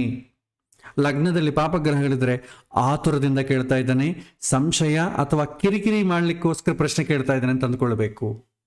ನಾಲ್ಕನೇದು ಗಂಭೀರತೆ ತಿಳಿಯುವಂಥ ಸೂಚನೆ, ಅವನು ಎಷ್ಟು ಗಂಭೀರದಿಂದ ಕೇಳ್ತಾ ಇದ್ದಾನೆ, ಧೈರ್ಯ ಇದೆಯೋ ಇಲ್ವೋ. ಸೊ ಅವಾಗ ಏನು ಮಾಡ್ತೇವೆ, ಚಂದ್ರನ ಸ್ಥಿತಿ ನೋಡ್ಬೇಕು ನಾವು. ಚಂದ್ರ ಬಲವಾಗಿದ್ರೆ ಆತ್ಮಸ್ಥೈರ್ಯ ಇರುವಂಥ ಪ್ರಶ್ನೆ, ಚಂದ್ರ ದುರ್ಬಲವಾಗಿದ್ರೆ ಕನ್ಫ್ಯೂಸ್, ಗೊಂದಲದಲ್ಲಿ ಅಥವಾ ಭಯಭೀತಿಯಲ್ಲಿ ಇದ್ದಂಥ ವ್ಯಕ್ತಿ. ಸೊ ಲಗ್ನದಲ್ಲಿ ಪಾಪಗ್ರಹ ದೃಷ್ಟಿ, ಅಷ್ಟಮಾಧಿಪತಿ ಬಲಶಾಲಿಯಾಗಿದ್ದರೆ ಶುದ್ಧ ಉದ್ದೇಶವಿಲ್ಲದ ಪ್ರಶ್ನೆ ಅಂತ ತಿಳ್ಕೊಳ್ಬೇಕು. ಲಗ್ನ ದುರ್ಬಲ ಅಥವಾ ಚಂದ್ರನ ತುಂಬ ಲಗ್ನ ಏನೋ ವೀಕ್ ಆಗಿದೆ, ಚಂದ್ರ ಏನೋ ಬಲವಾಗಿದ್ದಾನೆ, ಆವಾಗ ಆತ್ಮಸ್ಥೈರ್ಯ ಕಡಿಮೆ ಇದ್ದರೂ ಕೂಡ ನಿಜವಾಗಿ ತಿಳ್ಕೊಳ್ಬೇಕು ಅಂತ ಬಯಸ್ತಾ ಇದ್ದಾನೆ. ಇದನ್ನು ನಾವು ಒಂದೊಂದಾಗಿ ನಾವು ನೋಡೋಣ ಮುಂದೆ. ಆಮೇಲೆ ಲಗ್ನಾಧಿಪತಿ ಮತ್ತು ಚಂದ್ರನ ಮಹತ್ವ ಅದು ಹೇಳ್ತಾರೆ ನೋಡಿ. ಲಗ್ನ ವಿಚಾರ, ಯಥಾ ಲಗ್ನಂ ತಥಾ ಮನಃ, ಲಗ್ನದಲ್ಲಿ ಎಂಥ ಸ್ಥಿತಿ ಇದೆ ಅವನ ಮನಸ್ಸು ಸಹ ಅದೇ ರೀತಿ ವರ್ತಿಸುತ್ತೆ ಅಂತ ಹೇಳ್ತಾರೆ. ಸೊ ಲಗ್ನಾಧಿಪತಿ ಮತ್ತು ಚಂದ್ರನ ಮಹತ್ವ ನಾವು ನೋಡಿದ್ರೆ, ಲಗ್ನಾಧಿಪತಿ ಲಗ್ನದ ಒಡೆಯ, ಚಂದ್ರ ಏನು ಹೇಳ್ತಾನೆ, ಪ್ರಶ್ನಾರ್ಥಿಯ ಪ್ರಶ್ನೆ ಕೇಳುವವನ ಮನಸ್ಸಿನ ಪ್ರತಿನಿಧಿ. ಲಗ್ನಾಧಿಪತಿ ಆತ್ಮದ ಪ್ರತಿನಿಧಿ. ಲಗ್ನಾಧಿಪತಿ ಎಂಬುದು ಪ್ರಶ್ನಾರ್ಥಿಯ ದೈಹಿಕ ಶಕ್ತಿ ಮತ್ತು ಉದ್ದೇಶದ ಸ್ಥೈರ್ಯವನ್ನು ಸೂಚನೆ ಮಾಡ್ತದೆ. ಅದು ಬಲಶಾಲಿಯಾಗಿದ್ದರೆ ಪ್ರಶ್ನೆಗೆ ಉತ್ತರ ನೀಡುವುದಕ್ಕೆ ಚಕ್ರ ಸೂಕ್ತವಾಗಿದೆ ಅಂತ ತಿಳಿಬೇಕು. ದುರ್ಬಲವಾಗಿದ್ದರೆ ಪ್ರಶ್ನೆ ಕೇಳುವವನ ಮನಸ್ಸು ಗೊಂದಲದಲ್ಲಿದೆ ಅಥವಾ ಉತ್ತರಕ್ಕೆ ಸರಿಯಾದಂಥ ಸಮಯ ಅಲ್ಲ ಇದು ಅಂತ ತಿಳ್ಕೊಳ್ಬೇಕು. ಲಗ್ನಾಧಿಪತಿ ಬಲವನ್ನು ಪರಿಶೀಲಿಸುವಂಥ ವಿಧಾನ ನಮಗೆ ಗೊತ್ತಿದೆ. ಲಗ್ನಾಧಿಪತಿ ಹೇಗೆ ಪರಿಶೀಲನೆ ಮಾಡ್ತೇವೆ? ಲಗ್ನ ಸ್ಥಾನದಲ್ಲಿ ಲಗ್ನಾಧಿಪತಿ ಸ್ವಕ್ಷೇತ್ರದಲ್ಲಿರಬೇಕು, ಮಿತ್ರಕ್ಷೇತ್ರದಲ್ಲಿ ಉಚ್ಚ ಸ್ಥಾನದಲ್ಲಿದ್ದರೆ ಒಳ್ಳೆಯದು, ಮಿತ್ರಕ್ಷೇತ್ರದಲ್ಲಿ ಒಳ್ಳೆಯದು, ಶುಭ ಗ್ರಹಗಳ ಜೊತೆ ಇರಬೇಕು, ಶುಭ ಸ್ಥಾನದಲ್ಲಿರಬೇಕು, ಶುಭ ಗ್ರಹಗಳು ನೋಡಬೇಕು. ಇದೆಲ್ಲ ಕೂಡ ಒಳ್ಳೆಯದು, ಬಲವಾಗಿದೆ ಅಂತ. ಬಲಹೀನವಾಗಿದೆ ಅಂದರೆ ನೀಚ, ಅಸ್ತಂಗತ, ಪಾಪಗ್ರಹಗಳ ಜೊತೆ ಇರೋದು, ದುಷ್ಟಸ್ಥಾನ ಆದಂಥ 6, 8, 12 ಮನೆಗಿರೋದು ಇದು. ಮತ್ತೆ ಆರನೇದು ಚಂದ್ರನ ಸ್ಥಿತಿ. ಚಂದ್ರನು ಪ್ರಶ್ನಾರ್ಥಿಯ ಮನಸ್ಸು ಮತ್ತು ಭಾವನೆಗಳ ಪ್ರತಿನಿಧಿ. ಚಂದ್ರನನ್ನು ಗಮನಿಸದೆ ಪ್ರಶ್ನೆ ಫಲ ನಿಶ್ಚಯ ಮಾಡಬಾರದು ಅಂತ ಪ್ರಶ್ನೆಶಾಸ್ತ್ರದ ನಿಯಮ. ಚಂದ್ರನಿಂದ ಏನು ಗೊತ್ತಾಗ್ತದೆ? ಚಂದ್ರ ಬಲಶಾಲಿಯಾಗಿದ್ದರೆ ಮನಸ್ಸು ದೃಢವಾಗಿದೆ, ಪ್ರಶ್ನೆಗೆ ಉತ್ತರ ನೀಡುವುದಕ್ಕೆ ಸೂಕ್ತವಾದ ಸಮಯ. ಅಂದರೆ ನಾವು ಹೇಳಿದರೆ ಅವನ ಮನಸ್ಸು ಆಕ್ಸೆಪ್ಟ್ ಮಾಡ್ತದೆ. ಚಂದ್ರ ದುರ್ಬಲವಾಗಿದ್ದರೆ ಮನಸ್ಸು ಆಲ್ರೆಡಿ ಗೊಂದಲದಲ್ಲಿದೆ, ನಾವೇನು ಹೇಳಿದ್ರೂ ಅವನು ಆಕ್ಸೆಪ್ಟ್ ಮಾಡೋದಿಲ್ಲ. ನಾವೇನೋ ಉತ್ತರ ಕೊಡ್ತೇವೆ, ಅವನು ನಮ್ಮ ಉತ್ತರವನ್ನು ಕೇಳೋದಕ್ಕೆ ಅವನಿಗೆ ಆಸಕ್ತಿ ಇರೋದಿಲ್ಲ. ಅವನಿಗೆ ಏನು ಇತ್ತೋ ಅದು ನಮ್ಮ ಬಾಯಿಂದ ಬರಬೇಕು ಅಂತ ಅವನು ವೆಯ್ಟ್ ಮಾಡ್ತಾನೆ. ನಾವು ಆ ರೀತಿ ಹೇಳಲಿಕ್ಕೆ ಆಗೋದಿಲ್ಲ, ಯಾಕೆಂತಂದರೆ ಗ್ರಹಕ ಸ್ಥಿತಿ ಹಾಗಿರುತ್ತೆ. ಅಥವಾ ಚಂದ್ರ ದುರ್ಬಲವಾಗಿದ್ದರೆ ಸ್ಪಷ್ಟತೆಯೇ ಬರೋದಿಲ್ಲ ಪ್ರಶ್ನೆಯದು. ಸೊ ಚಂದ್ರ ದುಷ್ಟ ಭಾವದಲ್ಲಿದ್ದರೆ ಅಥವಾ ಪಾಪಗ್ರಹಗಳೊಂದಿಗೆ ಇದ್ದರೆ ಭಾವೋದ್ರೇಕ, ಎಮೋಷ್ನಲ್ ಆಗಿ ಕೇಳ್ತಾನೆ, ಆತಂಕ, ಸಂಶಯ ಹೆಚ್ಚು, ಈ ರೀತಿ. ಚಂದ್ರ ಕೃಷ್ಣ ಪಕ್ಷದಲ್ಲಿ ಅತ್ಯಂತ ಕ್ಷೀಣವಾಗಿರ್ತಾನೆ, ಮನಸ್ಸು ದೌರ್ಬಲ್ಯವಾಗಿರುತ್ತೆ. ಶುಕ್ಲ ಪಕ್ಷದಲ್ಲಾದರೆ ಶುದ್ಧ ಮನಸ್ಸು, ದೃಢವಾದಂಥ ಉದ್ದೇಶ ಆಗ್ತದೆ. ಅದಕ್ಕೆ ಹಿಂದಿನ ಕಾಲದಲ್ಲಿ ಎಲ್ಲಿ ಜ್ಯೋತಿಷ್ನ ಹತ್ರ ಹೋಗ್ಬೇಕಾದ್ರೆ ಕೂಡ ಸಾಮಾನ್ಯ ಪರಿಜ್ಞಾನ ಜನಗಳಿಗಿತ್ತು. ಹಾಗೆ ತಿಥಿ ವಾರ ನಕ್ಷತ್ರ ಎಲ್ಲ ನೋಡ್ಕೊಂಡೇ ಹೋಗ್ತಿದ್ರು. ಇವತ್ತು ಅದು ಗೊತ್ತಿಲ್ಲ. ಮತ್ತೆ ಕೊನೆಯದಾಗಿ ಲಗ್ನಾಧಿಪತಿ ಚಂದ್ರನ ಸಮನ್ವಯ, ಈ ಎರಡನ್ನು ಹೇಗೆ ಸಮನ್ವಯ ಮಾಡಬೇಕು, ಲಗ್ನವನ್ನು ಚಂದ್ರವನ್ನು. ಸೊ ಲಗ್ನಾಧಿಪತಿ ಮತ್ತು ಚಂದ್ರ ಇಬ್ಬರೂ ಕೂಡ ಬಲಶಾಲಿಯಾಗಿದ್ದರೆ ಪ್ರಶ್ನೆಗೆ ಸ್ಪಷ್ಟ ಉತ್ತರ ನೀಡಬಹುದಾಗಿ ಉತ್ತಮವಾದಂಥ ಸಂದರ್ಭ. ಅವನಿಗೆ ಏನು ಕೇಳಿದನೋ ಅದಕ್ಕೆ ಉತ್ತರ ಕೊಡ್ಬೋದು. ಇಬ್ಬರೂ ವೀಕ್ ಆಗಿದ್ರು ಅಂದ್ಕೊಳ್ಳಿ, ಆವಾಗ ಪ್ರಶ್ನಾರ್ಥಿ ಉದ್ದೇಶ ಸ್ಪಷ್ಟವಾಗಿಲ್ಲ, ಪ್ರಶ್ನೆಯನ್ನು ಪುನಃ ಮತ್ತೆ ಇನ್ನೊಂದ್ಸಲ ಪರಿಗಣಿಸಬೇಕು. ಒಬ್ಬನು ಬಲವಾಗಿದ್ದಾನೆ, ಇನ್ನೊಬ್ಬನು ವೀಕ್ ಆಗಿದ್ದಾನೆ. ಆವಾಗ ವ್ಯಕ್ತಿ ದೈಹಿಕವಾಗಿ ದೃಢ ಆದರೆ ಭಾವಗಳಲ್ಲಿ ಗೊಂದಲ ಇರಬಹುದು, ಅಥವಾ ಹೇರಳವಾದಂಥ ಭಾವೋದ್ರೇಕದಲ್ಲಿ ಇರಬಹುದು. ಹೀಗೆ ಲಗ್ನ ಮತ್ತು ಲಗ್ನಾಧಿಪತಿ ದೇಹ ಮತ್ತು ಉದ್ದೇಶದ ಸ್ಥಿತಿಯನ್ನು ಸೂಚನೆ ಮಾಡ್ತದೆ. ಚಂದ್ರ ಮನಸ್ಸು ಮತ್ತು ಭಾವನೆಗಳ ಸ್ಥಿತಿಯನ್ನು ಸೂಚನೆ ಮಾಡ್ತದೆ. ಇದು ನಾವು ತಿಳ್ಕೊ. ಇನ್ನು ನಾವು ಮತ್ತೆ ಈ ಸಮಯ ಆಗಿರೋದ್ರಿಂದ ಮತ್ತೆ ಮುಂದಿನ ಕ್ಲಾಸ್ನಲ್ಲಿ ಏನು ನೋಡೋಣ ಅಂದರೆ, ಪ್ರಶ್ನೆಯ ವಿಷಯವನ್ನು ಗುರ್ತಿಸೋದು ಮತ್ತು ಅದರ ಸಂಬಂಧಿತ ಅಂತ ಭಾವವನ್ನು ನೋಡೋದು. ಯಾವ ಪ್ರಶ್ನೆ ಕೇಳ್ತಿದ್ದಾನೆ, ಯಾವ ಭಾವವನ್ನು ನೋಡಬೇಕು, ಪ್ರಾಕ್ಟಿಕಲಿ ಹೇಗೆ ಮಾಡಬೇಕು, ಆ ಭಾವದ ಬಲ, ಅದರ ಅಧಿಪತಿ, ಅದರಲ್ಲಿ ಇರುವಂಥ ಗ್ರಹಗಳು ಹೇಗಿದ್ದಾರೆ ಅನ್ನೋದಂತ ವಿಶ್ಲೇಷಣೆ ಮಾಡೋಣ. ಲಗ್ನ ಚಂದ್ರ ಸಂಬಂಧವಾದಂಥ ಭಾವಗಳ ನಡುವೆ ಸಂಬಂಧವನ್ನು ಗುರುತಿಸೋದು. ಇವತ್ತು ನಾವೇನು ಹೇಳಿದ್ದೇವೆ ಇದೆಲ್ಲ ಕೂಡ ಪ್ರಾಕ್ಟಿಕಲೇ ನಾವು ನೋಡೋಣ. ಯಾವುದನ್ನ ಒಂದು ಪ್ರಶ್ನೆಯನ್ನು ನಾವು ಕಲಿಯೋದಕ್ಕೆ ಹಾಕ್ತಾ ಇದ್ದೀವಿ, ಆದ ಕಾರಣ ಇದರಲ್ಲಿ ದೈವದ ಪ್ರೇರಣೆ ಏನೂ ಇರೋದಿಲ್ಲ, ಬರೀ ಪ್ರಾಕ್ಟಿಕಲ್ ಹೇಳ್ಕೊಡ್ತೇನೆ ಅಷ್ಟೇ. ಮತ್ತೆ ಇದನ್ನು ಅನುಷ್ಠಾನ ಬಲವನ್ನು ನೀವು ಬೆಳೆಸಿಕೊಂಡು ಈ ಪ್ರಶ್ನೆಯನ್ನು ಬಳಸ್ಬೋದು. ಬರೀ ಟೆಕ್ನಿಕ್ ಮಾತ್ರವೇ ನಾವಿಲ್ಲಿ ಸ್ಟಡಿ ಮಾಡ್ತೇವೆ. ರಿಯಲ್ ಟೈಮಲ್ಲಿ ಪ್ರಶ್ನೆ ಹೇಗೆ ಹಾಕಬೇಕು ಎಂಬುದು, ಆ ಗುಣಗಳು, ಆ ಲಕ್ಷಣಗಳು ಭಗವಂತ ನಮ್ಮ ಮೂಲಕವಾಗಿ ಹೇಳಿಸಬೇಕು, ಯಾರೋ ಒಬ್ಬನ ಕರೆಸ್ಬೇಕು. ಆ ರೀತಿ ಕೆಲವೊಮ್ಮೆ ಕೆಟ್ಟ ಹಾದಿಯಲ್ಲಿ ಹೋಗೋರನ್ನ ಅವರಿಗೆ ಒಳ್ಳೆಯ ಸಂದೇಶ ಸಿಗ್ಲಿಕ್ಕೆ ಆಗೋದಿಲ್ಲ, ಅವ್ರನ್ನ ಹಾಗೇ ಗೈಡ್ ಮಾಡ್ತಾನೆ, ಅಂಥದ್ದಕ್ಕೂ ಕೂಡ ಬಳಸ್ಕೊಳ್ತಾನೆ. ಎಂಥವನ್ನು ಬಳಸಿಕೊಡ್ತಾನೆ, ಯಾರ ಮನಸ್ಸು ಶುದ್ಧವಾಗಿಲ್ಲವೋ ಜ್ಯೋತಿಷಂದು ಅವರ ಮುಖಾಂತರವಾಗಿ ಉತ್ತರ ಕೊಡಿಸ್ತಾನೆ. ಶುದ್ಧವಾಗಿಲ್ಲದಕ್ಕೆ ನಾವು ಯಾಕೆ ಕಲಿಬೇಕು, ಅದಕ್ಕಿಂತ ಮೌನವಾಗಿರೋದು ಉತ್ತಮ. ಅದರಿಂದ ಮತ್ತಿಷ್ಟು ಪಾಪ ಬೆಳೆಸಿಕೊಡುತ್ತೇವೆ. ಸೊ ಇದು ಇವತ್ತಿನ ಪಾಠ. ಮೂಲ ಸಂದೇಶ ನಾವು ಒಂದು ಸಮರೈಸ್ ಮಾಡಿಬಿಟ್ರೆ, ಯಾರು ಏನೇ ಪ್ರಶ್ನೆ ಕೇಳಲಿ, ಲಗ್ನ ಚೆನ್ನಾಗಿರಬೇಕು, ಚಂದ್ರ ಚೆನ್ನಾಗಿರಬೇಕು, ಅವನು ಯಾವ ಪ್ರಶ್ನೆ ಕೇಳ್ತಾ ಇದ್ದಾನೋ ಆ ಭಾವಕ್ಕೆ ಸಂಬಂಧಪಟ್ಟ ಅದು ಚೆನ್ನಾಗಿರಬೇಕು. ಈ ಮೂರು ಚೆನ್ನಾಗಿ ಶುಭ ಗ್ರಹಗಳ ಸಂಬಂಧ ಬಂತಂದರೆ ಅವನ ಪ್ರಶ್ನೆ ಏನು ಕೇಳ್ತಾ ಇದ್ದಾನೆ ಅದು ಸಹಕಾರ ಆಗತ್ತೆ. ಚಂದ್ರ ಲಗ್ನ ಬಲಹೀನವಾಗಿದ್ದು ಭಾವಸ್ಥಾನ ಬಲವಿದ್ದರೂ ಕೂಡ ಅವನು ಫಸ್ಟು ಅವನ ಉದ್ದೇಶ ಸರಿ ಇಲ್ಲ ಅಂತ ತಿಳ್ಕೊಳ್ಬೇಕು. ಲಗ್ನ ಚಂದ್ರ ಬಲವಾಗಿದೆ ಬಟ್ ಭಾವಸ್ಥಾನ ಸರಿ ಇಲ್ಲ ಅಂತಂದರೆ ಪಾಪ ಅವನ ಉದ್ದೇಶ ಎಲ್ಲ ಕರೆಕ್ಟಾಗಿ ಕೇಳ್ತಾ ಇದ್ದಾನೆ, ಬಟ್ ದೈವ ಈ ಸಮಯದಲ್ಲಿ ಅವನಿಗೆ ಅನುಕೂಲ ಇಲ್ಲ ಅಂತಂಬ ಉತ್ತರವನ್ನು ಸಂಕೇತವಾಗಿ ಕೊಡು ಅಂತ ಹೇಳ್ತಾ ಇದೆ. ಇದನ್ನು ನಾವು ಸಮರೈಸ್ ಮಾಡ್ಬೋದು. ಇದನ್ನು ಪ್ರಾಕ್ಟಿಕಲ್ಲಾಗಿ ನಾವು ಕೆಲವೊಂದು ಎಕ್ಸಾಂಪಲ್ಸನ್ನು ನೋಡಿ ನಾವು ಅದನ್ನು ತಿಳ್ಕೊಳ್ಳೋ ಪ್ರಯತ್ನ ಮಾಡೋಣ. ಇದು ಇವತ್ತಿನ ಪಾಠ.